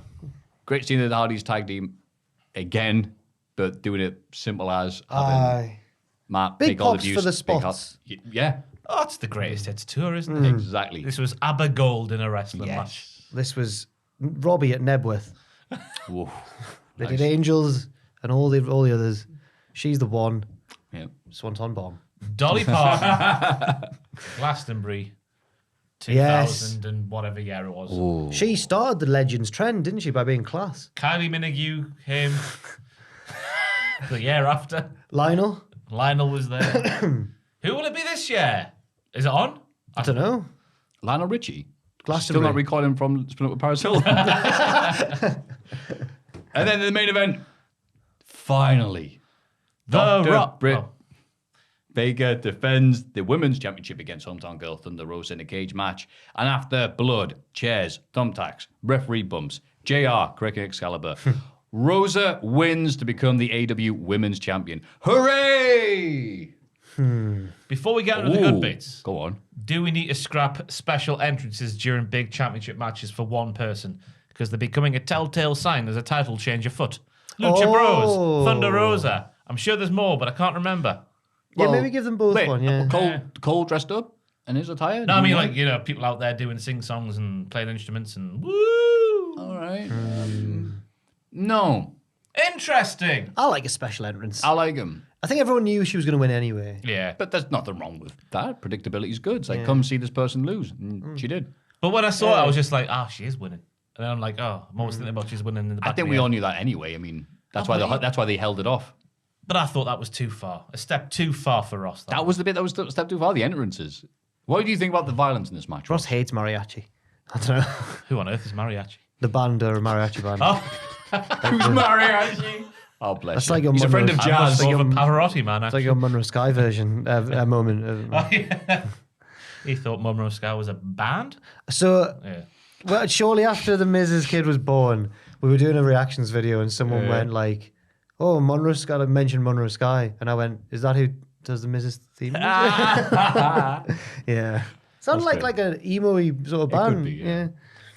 I thought they were in a weird spot, these two, because obviously what happened last year, it was never ever going to hit those heights because that. I don't want to say that match came out of nowhere, but it certainly blew your bloody socks off because it went above any and all expectation. And those expectation dictates it's a double-edged sword. It's a tough thing. And that's maybe what was the downfall in your opinion for this match, I'm getting the sense. My opinion. Yeah. Because you went, what did you think of the violence in this match? Oh, I know that we have a very different opinion when it comes to the blood and guts and all the negative things to be said that AEW went, we'll take that as a compliment, cheers. Whereas I can't get enough of it. I enjoyed it. Love the great stuff they did with the chairs. The chair pyramid, where she went bonk and then fell over. That was aye. horrible, that. It was great. I thought she'd landed rather fortunately, considering all the angles that were sticking out of the chair. But yeah, Yeah, good bit of little ultra violence. The big ass cage. Last seen, not Cody Wardlow, bloody Lucha Brothers. yeah. I think they've Young changed Bucks. it slightly though, because on the far side from the hard cam, it was tight on the ring like a standard cage match. But on the near side, it was more like Hell in a Cell because it had a bit of a gap on the floor. Thought that was interessant. A nice design because it opens up spots from a cage match, but also spots from a Hell in a Cell. Oh, oui, oui. Clever if it was intentional. Yeah. Maybe just the thing was a bit skew. I mean, that was it, yeah. I like the violence in this one because it was a feud that necessitated it. Right. And I liked how innovative it was. Like, it wasn't flashy, but, like, there shouldn't be in that sort of situation. Like, her just, Thunder Rosa getting Britt Baker's hand just going, into some thumbtacks. Good. Yep. I didn't like it very much. There we go. I knew you needed a little, that little old face you make. Is it the expectation? No, it was. I don't think it was even maybe their fault, but it felt so rushed for me towards the end, like they were walking from one big spot to the next. And when you were talking about Logan Paul not selling, and I was like, well, Britt Baker didn't sell. Yeah. But it was like they were rushing because they were getting towards the end of the show. Yeah. And I'm sure at the end, like Aubrey checks on one of them and goes like, go home now. It was like that sort of thing, but I'm just speculating. But I mean, the spots were fun. As a cohesive match, it wasn't my favourite. I preferred their old one. Yeah, no, I'm not going to say it But- was better than that, but go on. But it was still a good moment, and I'm glad Thunder Rosa won. So yeah. Yeah, to me, it ticked all the boxes. I mean, it wasn't bad. All the violence. Yes, there's no selling. All of wrestling, specifically AEW, has that now as a major true, problem anyway. true, But very even true. if Logan Paul is no selling, then obviously the pros, 450s the floor, etc., then absolutely fair enough. Fair enough, But yeah. it ticked all the boxes. I got what I wanted out of it. And yeah, thank God the title offer, because it's just been Britt Baker beating people for I hope a that year and a half, it feels like. I hope that people don't look back on her reign as. I hope people remember the first half of the reign more than the second half of the reign, because she was a really good champion for the most part. It's not her, it's the fact that AEW did such a poor job of building up anyone. They ran out of really, challenges, and it just became like, this month's pay-per-view, this is happening, because they'd given everyone else the lion's share of the TV time. So I'm not giving it anything against Britt Baker. No. Happy to have Thunder Rosa win. I think she's mint. But yeah, it's just AEW did them dirty. Those two did what they needed to do. It wasn't the build. It was the building up, not building up of people, but it was also the repetitive nature of what Britt was doing. Right. Not just in her matches, but on Dynamite every week. It just felt like she was doing the same backstage promo, and she would sign it off. Yours truly, Dr. Britt Baker. It would just be the same what's thing that? every week. A backstage interview attack. But it wouldn't happen during. Wait, it would sometimes, but comparatively to others, not very much. It felt it all went a bit stale towards the end, didn't it? Yeah, her title reign ideally would have ended like 6 months ago, and if they built up someone in time, we'd be looking back on Britt like, what a reign! Right. I still think she's the best women's champion they've had so far. Yeah. She had the best reign of all absolutely. women's champions. And they've all done a great job. Those two, and Jimmy and You've got everybody else involved in it. Oh, sorry, I was thinking of the champions. Sorry, Rio, the champions Nyla, involved, yeah. Shida, Britt. Yeah, they've done all a great job of what they've been given to do and able to succeed in the He-Man Woman Haters Club known as AEW. Any other thoughts? No. We'll leave it with there. We'll leave it there. That might fault they hate women. And next segment. Let's have a rummage in our mailbags. Let's have a little look in the mailbag. Number 1. Hi guys, I'm the same guy who did the Richard Tubman quiz a while ago. I know you haven't done Poet Lariat in a while, but I needed to express my feelings for this amazing human being. Did you hear that, Richard? Now, This amazing human being. guest appearance by the guy who's Come on on every down. week. Yay! Dub. Here he is, this amazing human being. All right. Hello. It was millennia ago when I saw this beautiful man, along with his friend Gary and his white van. He may now be off camera, but I know for sure he's got a face that we can all adore. Whether he's Dick Tubbs or Ricky Van Yam, we can all agree. Yam? We can all agree Richard is a sexy, sexy man. Oh, okay, that's Sometimes he edits for Ross's WTF, but rest assured he's never touched meth. He does tweets that Stone Cold admires. He's definitely one of Cultaholic's hottest hires. He stands in the shadows as the podcast rolls on. But I promise you, Richard, I will miss you when you're gone. That's a threat. This poem comes to you from an enamored fan. This one goes out to Richard, the Tub Man. Only love, Jack Coyle, the first ever guest star in the history of the classic SmackDown review. I remember you, Jack. You seemed normal at the time. Thank you very much, Jack. What do you think of that, Tubman? because this would be one thing, right? But like combined with the other quiz where he went deep into my socials, I'm kind of half appreciative, half a bit worried. But you know, it's very nice of him. Just don't walk home alone, Richard. Yeah. Just make sure you always got an adult with you. Is he in the UK? Is he put where he is? Soon, it says here.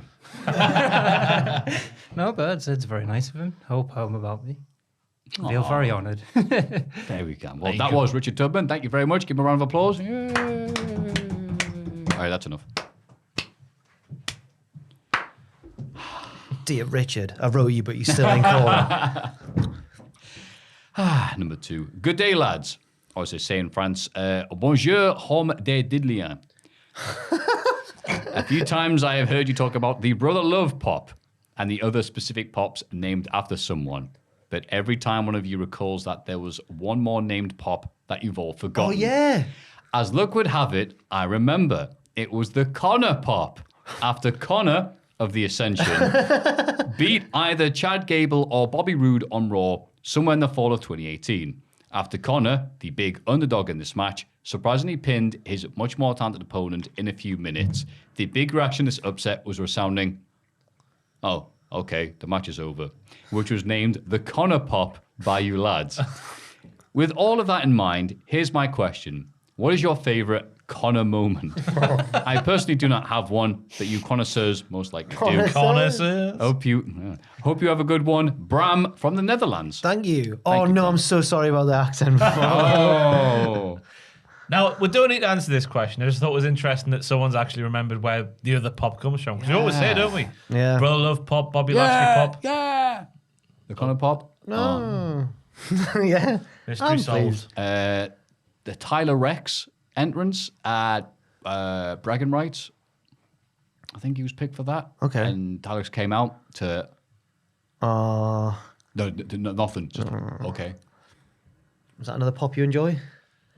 I thought it was like examples of the Connor pop. Oh, right. Oh, Oh, is that not what he meant? I mean actual No, Connor Connor moments. moments. Yeah. Actual Connor moments, yeah. Oh, because Connor's in Connor quotes. Oh. Connor of the Ascension. Oh, if you have a Connor of the Ascension moment or a Connor pop, then fair enough. Go Dan Ham. I have Do you have not. either?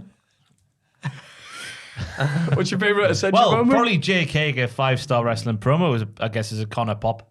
When he was talking about his French cries and his So good.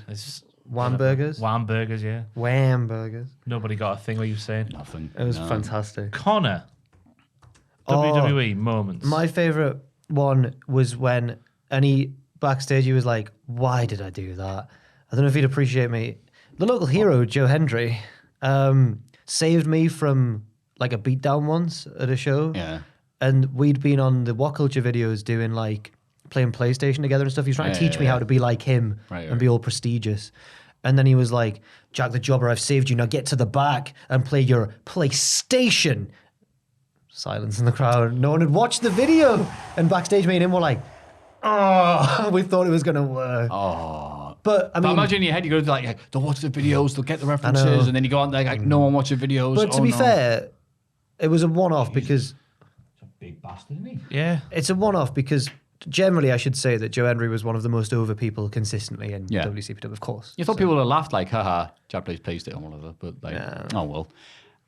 The Connor and the Ascension had that little bit where they were part of the Fashion Files, where they showed up in disguise, but they still had like the makeup on, like the Blizzard Doom style thing, whatever they had on. But he still had like the fake mustache. Mine is Southpaw Regional Wrestling, where they were the surf dudes with attitudes. That first season of Southpaw Regional Pro was amazing. Yep. And then all the not as funny lads got involved as well. And just didn't get Aye. it. Looking at you, Jericho. Oh no! Oh, he was on the first season. Yeah, But the first one was good, but then Cena was amazing. yeah. From in my old job in Utica, and Fandango was class in it as well. Yeah. And the Gallows. Yes, You may have took my one eye, but I'll get you. And the next week, you may have taken both my eyes. you I'm may like, have hired Abdullah the Butcher. Oh no, hired Greg Valentine to break my legs. Oh, it was so good. and you got anything, Ross? No. Anything for the Ascension? Yeah. Well, this pose here, because his body looks weird. Not weird, but his physique looks incredible. It's like a human Popeye. Oh bloody hell! There you go. There's my favourite Connor moment, if you wouldn't mind punching in there, Richard, on the edit. Lovely. Look at the size of that ham. I shouldn't have said weird. It's not weird. It just looks cartoony, but a human. Who's that in the middle? 'Cause that's Rick Victor on the left, who has shaved his head. Oh, who is that? He looks familiar, but I can't tell.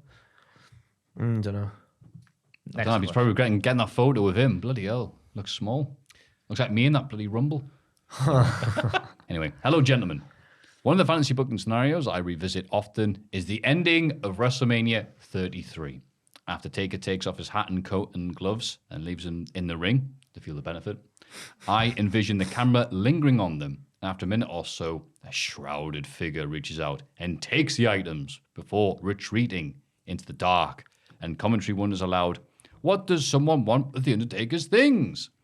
At the time, I imagined Luke Harper being repackaged as an updated Undertaker for a more modern age. In my head, this new incarnation was called The Collector.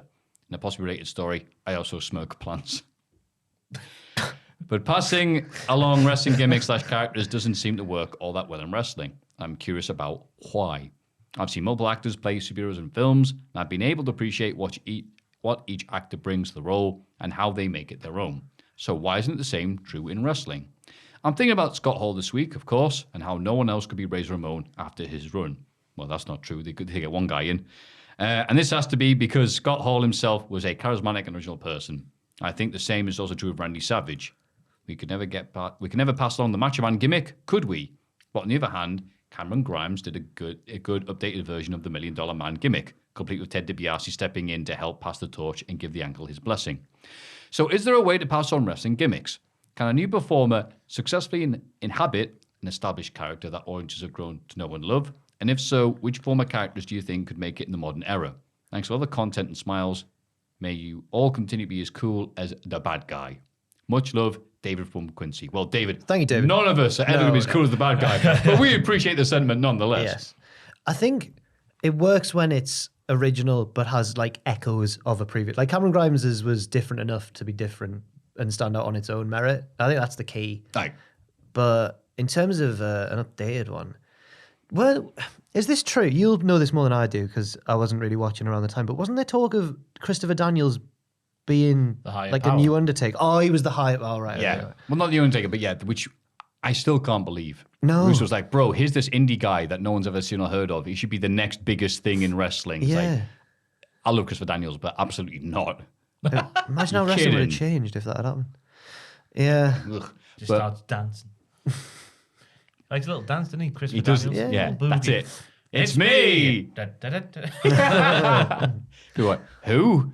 But in terms of like doing gimmicks with other people, it seems to be the core thing is not necessarily the gimmick gets over, but the rest are doing it. Right. Because obviously there's rare things like when La Parka left AAA, and obviously they gave the Parker gimmick to somebody else, and he became La Parka.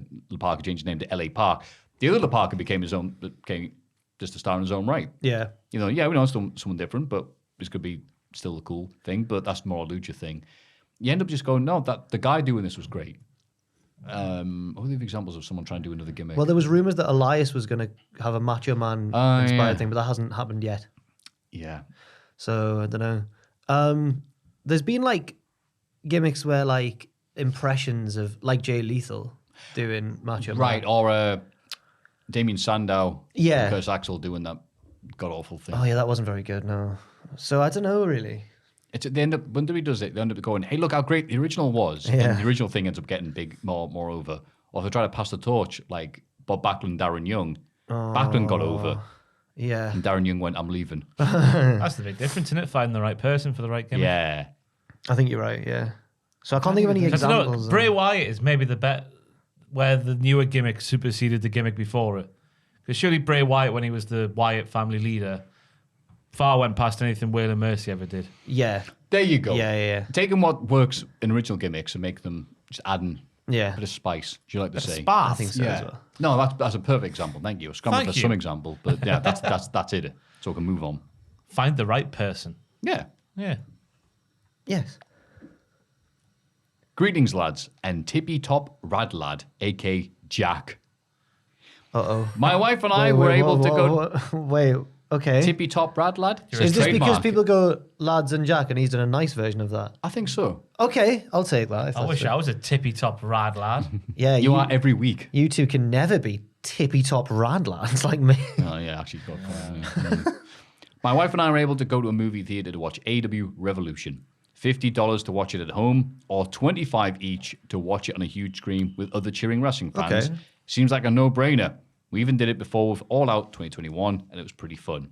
We arrived at the theater at 7 p.m. to watch the buy-in. I greeted with the theater screen showing a giant DirecTV error message. We have pictures. They tried to connect. Oh, there it is. Oh no. They tried to connect. Get your to feet the down, man. Satellite signal again and again. Is that not you there at the front? Me? Oh, yeah, on. Need a hat on when you're watching something at cinema. Yeah. No avail. A guy a few rows ahead of us pulled out his phone, started watching the buy-in on YouTube, prompting many others to do the same, including us. Photo attached along with a piece of lettuce I found in the urinal when I went to the bathroom. The theater did not sell any concessions with lettuce in it. Oh, and there it is. Richard, can we have a zoom in, please? The lettuce isn't very clear. There we are. Wet lettuce. Oh. While this was not exactly a live wrestling show, it did bring the question to mind. What has been the biggest technical difficulty you've seen or experienced at a wrestling event, whether in the crowd or behind the scenes with WCPW? You just said that he said that none of the food sold in the cinema included lettuce. Yeah. Where did He must have brought it with him. Where did the letters Where come did that from? come from? Where did the letters come from?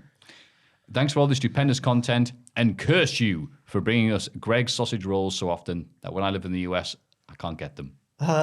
Cheers, boys. Gus from Indiana. Gus, the Greg sausage rolls are inconsistent in my opinion. You get a nice warm one. Oh! Nice warm one. He could have said that anywhere else in the world, and no one would have batted an eyelid. But the biggest I didn't say fan- bad. You've called them inconsistent. I did say inconsistent. Richard Tubman is the biggest fan of sausage rolls I've ever met in my life. What do you think, Richard? Well, do you mean like temperature of how you get them? Yeah. Oh, that's inconsistent. Yeah. Because Not then, the actual quality because then of if you get a cold one, you've just got to eat it cold. Because if you warm it up, it's never the same. Yeah, when it's fresh out the oven, that is the best Yes. version. All right. You know what you do That's though. not an inconsistent product. I guess you're right. I guess it's just, yeah. That's know just when those- they cook them, yeah. You know those towel hangers you get? You put on radiators. Yeah. Buy one of them, but use it for Greg's bags and like paper. Sorry, clip your Greg's bag to that. Put the heating on. That's the similar. Because in the microwave, it's not the same sort of heat, is it? So it never tastes the same. Nah, they come out wet. Whereas that gradual sort of just from the slow radiator. cooking, Put it in a low temperature oven. I know oven works as well. But that takes longer, doesn't it? yeah, but the price of gas. Imagine sticking it on like a rotisserie, just slowly turning it over a fire. That'd be great. Rich has done that before. To preserve the integrity Just of get the a sausage lighter. roll. You know. So, question: best, I guess, worst, biggest technical difficulty you've seen or experienced at a wrestling event? Well, Ross mentioned earlier us being blinded at WrestleMania 33. That was horrible. And it was deliberate as well. It wasn't even an error. A deliberate. Well, they saw you. I were like, Get them, boys. You might wonder if you've never been to a WWE pay-per-view before, how they make the crowd look so lovely in the distance. They shine really bright lights at them, right at your eyes. So if you're unfortunate to be where the light is pointing at, you can barely see what's happening in the ring below the lights. And that's what we had at WrestleMania 33 throughout the first half of the show, I reckon. well, once the sun had gone down and the lights went on. Because the pre-show was Pre-show in was lovely. daylight. Oh, yes. And we were burning in the heat. And we saw Pac versus Austin Aries, clear as day, when Austin Aries lost and did that weird smile on the outside. It was strange.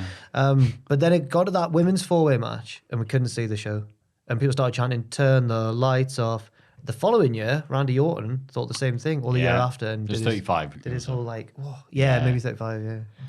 When it comes to Dub CP though, the one I think of when I hear that is the first ever pay-per-view. Oh, no. What was it called? Built to Destroy! Or was it Refuse to Loot? Not Built to Destroy was the first Whatever one. the first yeah. pay-per-view was at Northumbria Students' Union. Just it didn't go out. Oh, did it? Refuse to Lose then, sorry. That was Refuse to Lose. Because I remember I was attending there as a fan. I can't remember the matches or anything, so they all blend together which ones was which. I but think that might be when Adam Pacitti turned heel. And everyone okay, threw glow yeah. sticks at There him. we go. Was that Kurt the- was that the Angle pay-per-view? versus Joe Hendry. That was it. Was it that one? It might have been. Maybe. I have to check. But anyway, it was a good show no matter what it was. And it looked great, sounded great. Alex Shane had the toilet sign pointed right at him for some reason. And yeah, it was like wonderful. So I'm going to go to Trillions afterwards and I'm like, oh. And everyone was like by the phones going, I didn't realize anything happened. So I'm like, oh, guys, you should be really happy with this. What a great night. Awesome. No pop, no noise, no reactions. I'm like, okay. And then just one of them piped up and went, yeah, it didn't work as a pay-per-view. Yeah. We had a truck outside and everything. Clearly didn't work. I guess if you got to. Well, a van. Actually, I have no idea how. I don't these know things, so I either. don't know why I'm talking. But yeah, it was really disheartening seeing you guys so disappointed after what was a great night for a fan. I ruined Sam's day because he'd spent the whole thing live directing. He was the Kevin Dunn. Yeah. And he'd never really done it before for a full show. And he nailed Right. it. He's really good at it. And then he came up afterwards buzzing and he was like, yes, we did it. And I was like, sorry, Sam. Yeah. Never mind. Yeah. Oh well. A funny one, which didn't really harm the show, but was funny to watch, was a couple of years ago at a Northumbria Students' Union show that I went to. And the main event was Drake and I can't quite remember, but they were against the Landed Gentry. Oh, it was Drake and what was he called, man? He was part of the crew. It's Sketch or something. Johnny Smith. No, yeah, Johnny Smith. Satch. You mean Satch. Johnny Saint? Satch. Oh, Satch, yeah. Satch. Lovely man. They were the face team against the Landed Gentry, and it was like a half-hour Iron Man tag team match. Yeah. But the stopwatch kept freezing. So they had the stopwatch on like the projector screen. But either the screen kept going off or the timer kept freezing. They had to do a lot of like, it was like a Scooby-Doo montage where they're chasing each other in and out of doors. Like they were going backstage and then back through and running around and everything. So funny. And I went to say hi to Drake afterwards. And I was like, oh, you all right, man? How you doing? And he was like, because he was... Drake's in great condition. He was exhausted. It's like a 45-minute, 30-minute Iron Man match. It was amazing. Absolutely class. I've heard about it. I didn't see it. It was so funny. Well, I tried to heckle Benji. Yeah. And he went, you look like Tommy Robinson. And I just absolutely did me in. Oh, I forgot that period. Yeah. I also got pictures of like you getting angry. Like I saved on my, I've got, they have these folders on their computer that just has daft images that you've saved, and sometimes you go through them and goes, I remember that. It's just, yeah. Not only did I look like Tommy Robinson, I looked like Tommy Robinson after he'd spent a stretch in jail. It's just awful. Just an awful thing. But yeah, that was his retort. And I'd learned never to heckle a wrestler again because he absolutely did me in. Yeah. The rumour, because I wasn't near for that, was when WrestleMania 29, I want to say, 2013, I want to say. Yeah. Either that or 2014, because I worked at Sky at the time. Shark Bar was showing WrestleMania, an annual thing. I'm not sure if they still do it or not. But they made the mistake of doing what you should never do if you're on something via Sky box office, which is get it sorted out on the day. Yeah. So allegedly, I forget who told me the story, so much of it, codswallop or not, but that they ordered it, like, I don't know, 5 minutes before it was about to go on. It doesn't always go on, especially if a lot of people order it, so you need to do it as soon as possible. And I had a lot of people there ordering those crappy little chicken bits that I love. But They're good. I zoned out then. I heard crap. You're right. Chicken bits. Sharp Bar's wings, good. Sharp Bar's wings are amazing. Yeah, but you have to. Yeah, they are. Jack Daniels ones. I'm trying to tell myself no, they're not great. They're not Great. Goodness. because they are salty as hell. But you have, anyway, so minimum Not spending all that salty stuff. as you. Room full of people, and it just wouldn't work. Yeah. So allegedly, perhaps they may have found another way of watching it, so they have to give out massive refunds, apologies. And if that story wasn't good enough, the Misfits were in town to do a gig, as in the band, or what's left of them. So Jerry Only, a.k.a. I used to wrestle for WCW, Jerry Only, Superstar was there, already like, yay! And he couldn't see it. Oh. I think a couple of phrases, pals went to that and got, like, refunded for their meal. So it did happen then. I've heard allegedly, but I don't know. Do you remember what year it was? Or? No, I don't know, but I know ask that either that year or the one before, Yeah. they got the Rise lads in to do the pre-show party, like to be DJs for the pre. And Ash and the lads from Rise all turned up, professional, with all their gear and stuff that they needed. And Shark Bar, I think it was Shark Bar, I don't want to slander anybody. Whichever venue it was not equipped at all to like... Yeah, I'm trying to figure out where they'd even do that. Like, I don't know, it might not have been Shark Bar. I don't want to get sued, so I'll say it. there's not that many places in fairness to you that would show WrestleMania. Asper's in probably Newcastle. do. But Asper's would have set up. Got 900 rooms. Just looking at the news here, everybody, breaking while we're doing the podcast, and WWE have announced their latest Performance Center class. Okay. Oh, the Friday curse continues. They're hiring people. We have Teresa Shuluza, who debuted on NXT as Fallon Henley. What? Wait a minute. Why is she in there? There she is there. She's already in. She's on NXT already. We have Kayla Inlay. That's Hey. an NXT. Yeah, she's an NXT level up. 6'2", 305-pound force. Joseph Sculthorpe. NCAA All-Conference offensive lineman at NC State before signing with... we have Maddie Kinsley. 6-time state champion in vault. Ooh, how high has she been? Having trained in competitive gymnastics for 11 years, also competed in independent wrestling as Nikita Knight. She's been in the Indies and she's 18. She's one of the nights. We have Calix, I guess that's pronounced, Hampton, 22-year-old former athlete, Oregon Schools acrobatics and tumbling team. There's a theme happening everyone's a gymnast. God, it looks rough. NC... He looks what? rough. No, it doesn't. He was on independent scene as the mother lover. We have Michael Lavallee, has made a name for himself in the independent circuit as Monica Mother Jake Tucker. Mother lover Jake Tucker. The mother lover. Trained by the likes of Hall of Famer Kane, Natalia, Tyson Kidd, and Dr. Tom. Lavallee won the 2014 WWE Show Us Your Superstar contest when he was 19, making a series of videos at the Performance Center for appearing on the SummerSlam pre-show panel. One below. World champion. Bianca Carelli is the daughter of WWE superstar Santino Marella. jiu-jitsu, judo, and boxing. Then we have Cole McKinney, forging multiple D1 universities, professional wrestling. At least he's a wrestler. Another Cole wrestler. Carter on the Independents, apparently. Another his name wrestler was. below him. David Bostaine, 16 folk style wrestler for 16 years while simultaneously training to be a powerlifter. Then we have 6'4" Gabe Y, WAI. Here's why. Rugby. Oh, they're all sports people, aren't they? Oh my God. Don't there's- recognise any of them. There's no Then we have Carla Gonzalez, Edwin Grande, Amelia Hare, and Jack. I'll let you have a go at that name because I will butcher it. I'm going to say Nnamdi Oguayo. Oguayo. Yeah. Right. 6'3", 245 pounds. Played for 4 years on the defensive line of the Washington State University. Oh, Roxy has been officially announced. There you go. Okay. Carla Gonzalez Okay. of Pasadena, Texas, from Booker T's Reality of Wrestling School. Cool. I mean, that's very nice There and we everything. It's weird because there used to be a time where like, oh, this hot indie person, this hot indie don't know any of them. Happy for them. They can be molded into superstars. You know Roxy, Oh, I'm sorry. The people that aren't already on. Ring of Honor. The name on everybody's no. lips is going to be Roxy. It's one for all the Chicago fans out there. The musical. Oh, Never seen oh. Never seen it. I have. You had it coming. So, The gun. so that was a bunch of mailbag questions and thoughts. wasn't Thanks, it? everyone. It was. Got distracted a bit there in the end. But thank you very much for sending those in. If you have any thoughts, queries, or dodgy poems, you can, of course, send them to mailbag@cultaholic.com.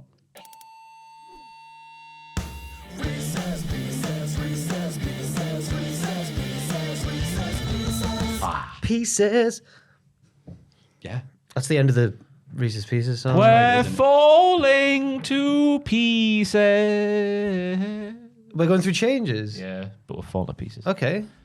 because we're all old men. Could have done Fall to Pieces by Velvet Revolver. Remember them? Slashes are the Or band. razor light. Oh, before I Fall to Pieces. Before I fall to pieces. Yes. Should I go? Yes, I'll go. Oh, baby, I'll go. Yes, I I'll know go. the Reese Pieces Fit by Tool. I don't know that. Ooh, God. I'll have heard it on Spotify. Yes. Reese's Pieces That's of Me Tool. by Forgot about Ashley that. Simpson. All the pieces of me. Oh.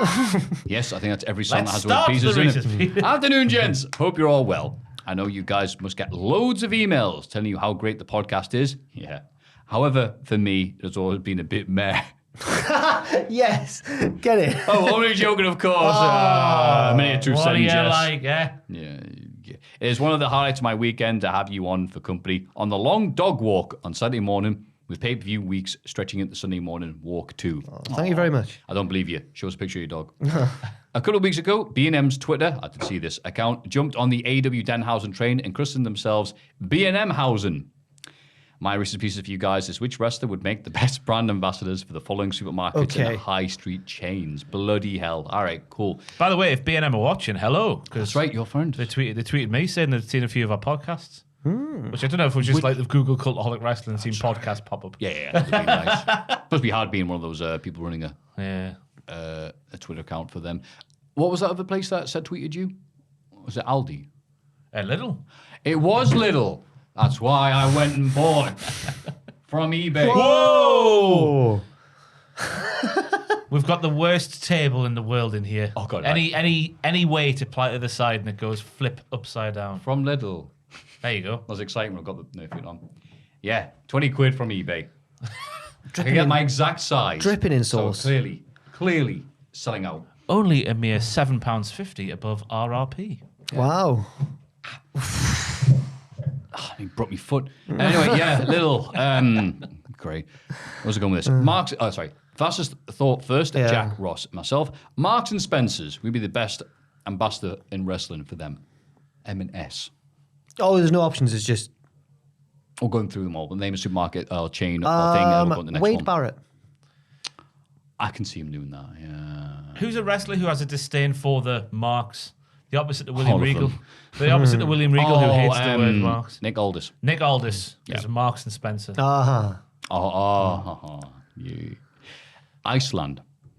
You didn't come up with Come one. on. I said Nick Aldis. You've stolen it. Oh, right. I thought you were...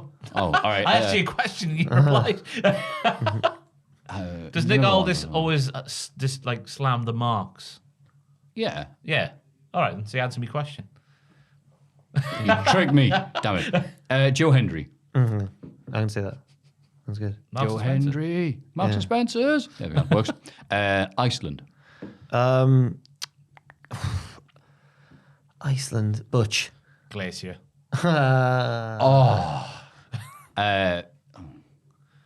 Butch. Butch, aye. Well, you see him hanging around the back. I was going to mention another British or Irish tag team, but I'm not up to date on who's still in wrestling and who hasn't been chucked out. I'm going to say Grayson Waller because he's very cool to me. Got you. Nice. Holland and Barrett. Holland and Barrett. Tony Nese. Simon Dean. Oh, yes. Simon System. Daniel Bryan. Simon Dean, your like guilty pleasure I used to wrestler. love him, mate. Yeah. And I got fat when I'm older. I need the Simon system. What is this? There's a little brush on the floor. What is this?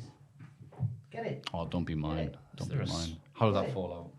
Oh, because I kicked my legs up. No, It's a little brush. Oh, it's your little brush. It is, yeah. Make sure I don't look like, Wurzel Gummidge when I come in. I'm good. That's been seen on camera now. It's like seeing a wrestler's blade on camera. Aldi. Aldi. Gunter. Yeah, German. Nick Aldis. Nick Aldi. I'm going to say Das Wunderkind himself because it's always the Alex right choice. They go to Aldi or Little. Primark.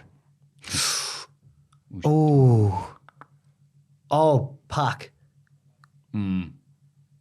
Prime time. Helix Skipper. For Primark. Doing Hurricane Runners off the top level down the escalator. Get the big special ones with multiple levels and just dive straight down the middle. For a £3.50 shirt. God, what was I going to say then?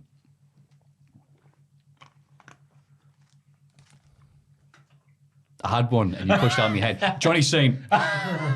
Argos. Ooh. Okay. I'll go for. Oh man. Oh, IRS, because he's always collecting. You can collect things from. Oh, damn it. My first thought was Kevin Dunn, because when you go into Argos, you never see who gives you from the conveyor belt. You never see who puts it on the conveyor belt, so we never see Kevin Dunn. It just magically arrives. Just magically comes down the conveyor belt. Yeah. What a wonderful place Argos is. It is. Yeah. I'll say in that case, Shaq, because he also has the ability to make himself and objects from the back appear without explanation. IKEA. I'm trying to think of like someone technical, like putting things together. Oh, okay, yeah. I'll go for Tyson Kidd because he puts matches together. I was going to go for Pat Patterson for Okay. putting together matches, isn't it? Oh, okay, yeah. One of the greatest wrestling minds of all time or something. Oh, in that case, then good old Scott Hall. Okay, man, putting things together. He goes, hey, great table. Can't wait to kick out of it.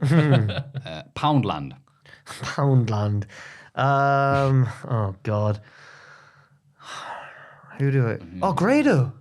He's a man of the people. Oh, okay. He could have been. He could have been Iceland as well. Yeah. Yeah. Proper working class brand. So this needs to be somebody who is the package, when you just look at them, is not very exciting. But when you see them do their stuff and you go inside and explore, they're everything you want them to be ever.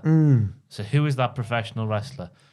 Dull on the outside, exciting. Duke Hudson. Oh, no. He's dead. Established this. Dead Hudson. Is new guy. Poundland Hudson. Ugh. I'm going to go with Prince Amin. Oh, yes. It Yes. shows that cost less than £1 to get in. He's been there. He's been mint with every literal penny. Pets at home. Junkyard Dog. That's lazy, isn't it? But I'll go Ronda Rousey. She's got a nice farm. Oh, okay. I should have gone for a wrestler with a pet, not an animal-based. Yeah, I was going to go for Cody's dog. Pharaoh. Pharaoh. Fair enough. Does Pharaoh get to stay in AEW? I don't know. Does Pharaoh have to go with I'm Cody? assuming- Don't want Pharaoh. Pharaoh anywhere near AEW or any other professional wrestling company getting scared by pyro. Aye, Whose true. idea was that? Shocking that. Almost certainly Cody Rhodes. Yes. I'll go for. Can I change mine to Coco Beware because he's got a pet rather than is an animal? Yeah. Okay, all I know the Junkyard Dog wasn't literally in kayfabe a dog. He was a man who thought he was a dog. No. Or adopted the No, mannerisms it was of a just dog. like, it was just a nickname, you know. He was just, I'm an actual what was dog. What was Woof. the origin story of the Junkyard Dog? Did he do it to get in his opponent's heads? Or he's just an excited man? Just love It's junk. just, it's like a fearsome thing. It was like his a rough and junkyard tumble dogs. mentality, yeah. I thought the junkyard dogs are like a description for something that's really dangerous because Yes. to keep something safe in a junkyard needs something really Aye, like vicious, like a junkyard But he dog. also danced and like cocked Because his he wasn't leg. an actual junkyard Okay, dog. right, got you. And Wicks. Wicks. Wicks. The noise the guy makes on the end. Wicks. What is Wicks It's again? like when they What is slot that? together two tiles and they go together perfectly. It's like, ooh, Wicks. Wonga. FTR. I don't know why I took. Oh, okay. I'll go for the Undertaker Okay. because it's all about like sort of woodwork and things that look nice when put together. Therefore, his wooden coffins from back in the day. Oh. That's my. He used to rationale. build them himself. You Used to get build them Bearer himself, cutting a promo and he's in the background. Like, That's right. Hammering away. He goes, because you're so fat, I'm going to have to make you an extra large Oh, is that coffin. Kamala? Yeah. And Yokozuna's like, Jesus Christ, guys, I wear mine. I have a One heart. of the ones where Bearer goes, Big Daddy cool. Not very cool of you. I'm like, what? What does that mean? I'll say Heath Slater and Rhino, because they went together really well. Nice. And now they're in Impact. Thanks, lads, for the incredible content, and keep up the great work. All the best. Former South African and Leeds United defender, Lucas Radaby. Thank you, Lucas Radaby. Luca Radaby? Lucas Radaby. Lucas Radaby. Lucas Radaby. Thank you, His Lucas own Radaby. beer. Did he? Yeah, back when he played for Leeds. He's going to give you any, and you're going to make £2 off of it. I wish I was making stuff off Tiny Rebel, who I provided a couple of sales for you last week. Give me money. Just saying. Tell you what I prefer.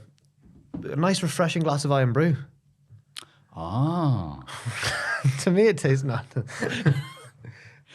Anyway, thank you very much for fantastic little Reese's Pieces there. And if you have any of your own to send us, doesn't matter if it's supermarkets or whatever, we'll still read them out and do our best. Please send them to mailbag@cultaholic.com. It's Cultaholics.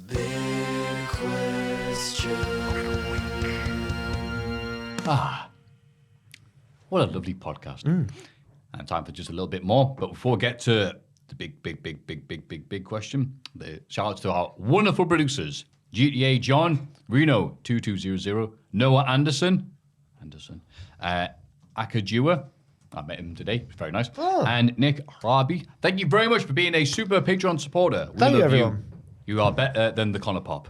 Yes. And our big question this week can only be favourite Scott Hall memory. Moment. So, Can I get the ball rolling? of course you can. Thank you. I'd like to choose, and obviously it's been mentioned before, but can I choose the WrestleMania ladder match with Shawn Michaels? Yeah. I think it kind of. I know that people say like Bret had a less heralded one just before that, but Scott and Razor and Shawn's match is really, really good. Both they had a rematch as well, but I think the first one I prefer. And it just watching it back. Obviously, they don't do as crazy stuff as modern ladder matches do, but they tell a good story and everything makes sense, and I like that a lot. You know, the funny thing is, And the image of the course, iconic image, of course. The Yeah. funny thing about that match is it wasn't like when it was announced and stuff like that. There wasn't this universal, oh yeah, this is going to be so good. This is going to redefine wrestling. It was like there was a lot of what. You have to go up a ladder. How stupid's this match going to be? Like the shark cage match. Yeah, right. Like, oh, get a ladder. And there's I've got a fan cam recording of doing like one of these practice matches, I guess, in the house show loop before they go to WrestleMania. And the guy watching's going, look at this, like Three Stooges stuff. Whoop, whoop, whoop, go up the ladder, and all this, and just this ripping it. I guess it going, is this silly when you think stupid, about this. it. Yeah, on Before paper. it's happened, yeah. I remember seeing a picture of it in the magazine and going, you have to climb a ladder? Yeah. What? Like, so you associate ladders with, putting up wallpaper or something. Yeah. So then obviously that came out and I was like, oh my God. Yeah. What a match. Do you remember it at the time? Not at the time, no. But, Okay. obviously watching back as a fan, getting to watch WrestleMania 10 and going, yeah. Oh, yeah. Quality. So that's probably my favorite. It's my favorite Scott Hall or Razor Ramon match. But there's loads of moments as well. So Mine is one that no one else will speak about because it happened on Super Bowl 2000. Scott Hall is one of the first professional wrestlers I was aware of because he was in the main event of that pay-per-view against Jeff Jarrett, the World Heavyweight Champion. Sorry, no, Jeff Jarrett, who had the Harris brothers in his corner, and Sid Vicious, who was the World Heavyweight Champion. And there was an interview with Scott Hall and Mean Gene backstage. And obviously, I had no idea about Mean Gene and what he was like. But I remember the promo finished with Scott Hall going, I'm going to win the championship, and I'm going to put it right where? And Gene goes, where? Right here. And he does the crotch chop with just pointing towards his dick, and Mean Gene's like, oh my goodness. So there's my first memory of Scott Hall. During the match, he was fantastic as well. But then for that same birthday, I got the Superstars of Wrestling. Was that Superstar? Whatever the hell it was called. Green VHS, Goldberg and Sting. Like a Korean portrait thing. And part of that one, I've got the match here. I keep forgetting the pay-per-view. Uncensored 1998. There's a point in the match where Sting's just battering Scott Hall with his right hands, and he's selling, but he's doing that sell he did more in WCW than he did before, with the bandy legs where he's like going backwards and forwards. I remember saying to me, Gran, look at him, he looks so stupid. But it's looking back now, and he grew up a bit. It's fantastic, isn't it? Yeah. So there's my two Scott Hall memories, just from childhood, because he was one of the first, just because of those two VHSs, he was one of the first like big time wrestlers I was properly aware of. Yeah. But then, obviously, you got all the big obvious ones, haven't you? But there's my two under the radar ones. That's good. His selling. Yeah. Wow. Oh, yeah. Doing all that stuff. Just some random Nitro I'm watching, not that familiar with WCW or Scott Hall, because I knew him as Razor back then. But then he was like, oh, okay, Scott Hall as himself, is his real name. Well, that's weird. Like, real wrestlers are called Diesel or things like that. Not real names. And him just getting on the microphone and all these tens of thousands of people just going like, yeah. And whenever Scott would just go like, hold the microphone there, and he's like, holding it a bit longer. Hey yo, like, and he even did that when he came out in No Way Out 2002. Yeah, just say the line. Yeah, it just just hold them like that. The crowd like, oh, got it. Like you're waiting for a fish to grab your hook. Yeah, and then he would do the same thing nearly every week, but it would just work so well because we're like, how about a public survey? You know, in public, kind of. And we're like, who's there to see WCW? It was that southern drawl as well. Crowd, boo. And who's there to see the crowd? NWO. Looks like another win for the good guy. Yay! And just seeing the crowd in the palm of his hand like that. Yeah. Like, because you'd always see, like, you read, like, Red Rat reviews, people going, oh, and then NWO did the same old thing, and then Hall's not very good, he's not like Rey Mysterio Jr., blah, blah, blah, blah, blah, and all this stuff. And you go, all right, but that may be true in terms of work rate, but that man just had all the crowd saying everything he was doing at the same time. Yeah. So. And he was good in the ring as well. yeah. It's easy to forget. Oh, yeah. Because he was so charismatic. Yeah. You forget that he was actually really good. Yeah. He renamed the Fallaway Slam. He renamed the sack of poo. He didn't yell it like a WWE wrestler, like, sack of poo. I remember Triple H saying something like about how, because he was a big fan of Scott Hall, or he like really admired him when he was round him anyway. And he said that he described him backstage as like, he was larger than life in front of an audience, but backstage he just seemed like a normal guy, like, oh, there's Scott and stuff. And then I think he described him as like he'd unfurl like a spider, and suddenly he'd be so long and tall, and he'd head out and look like how he did. I think he's probably got one of the best looks in wrestling history, maybe. Like, looks like a wrestler, like a star. Right. Yeah, I think so. He got me one of the worst tellings off of my life at school. All right. Back to Super Bowl 2000 we go again. Yeah. Seeing his entrance for the first time, he's coming out, he's doing a toothpick down the camera. September, obviously, started the new school year, where I would have started year 3, I think, in 2000, September 2000. And yeah, doing that with pencils at the teachers. I got A whole pencil? Just got the biggest rollicking of my life at Pegswood First School. And, How old were you? How old are you in year 3? 8? 7? Yeah. Well, doing that. It's been like 60s. Doing pencil teachers. I'm sure everyone's been there. You're not been there doing the old Scott Hall with a pencil? Not a whole pencil, At that. the teacher. I've got a lot of effort for 8-year-old me. I remember I got put outside the classroom and the head teacher walked down the corridor. She's like, Ross, your mother would be so disappointed. I'm like, yeah, I know. Chico. But she's down there. Down where? Down here. Right where? Where? Right here. Oh, bloody hell. Thanks for the memory, Scott. And thank you very much for listening and watching and enduring another lovely long trail into podcast Phil with your lovely lads here. Jack, what have you got for us until next week's podcast? Nothing out of the ordinary, really. There's going to be a weirdest episode's going up, but I don't know when. It's currently being edited, but it's been shot. The 031 TNA pay-per-view episode's out now, isn't it? Oh yeah, that one is out now. Thank you. That one is out now. The next one is Raw Homecoming. That's right. The first 3-hour Raw on the USA Network. So yeah, that's what I've got, Ross. Absolutely nothing. I've been on holiday this week, so I've got nothing. Okay. Fair play.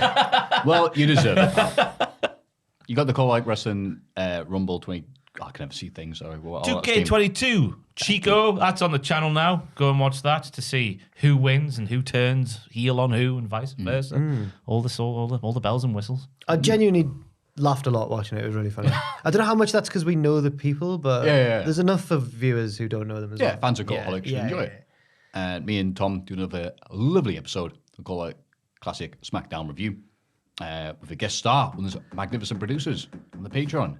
And you too can be part of that. And if you don't want to be part of that, it's not a problem, but you can be part of Patreon, the Hall of Fame, on patreon.com/Cultaholic. And also taking in your lovely thoughts, Reese's Pieces, or dodgy stalker poems. Mailbag at cultaholic.com. These have been Cultaholic. That's been Dick Tubman. You've been lovely. We're now going to point at this screen and say goodbye to you all. I count to 3. We're going to see that famous expression. 1, 2, 3. Dead Hudson. Oh, man. Okay, yeah, I'll do. Yeah. On 3, 1, 2, 3. Dead Hudson. Join us. Join us. Oh, bastards.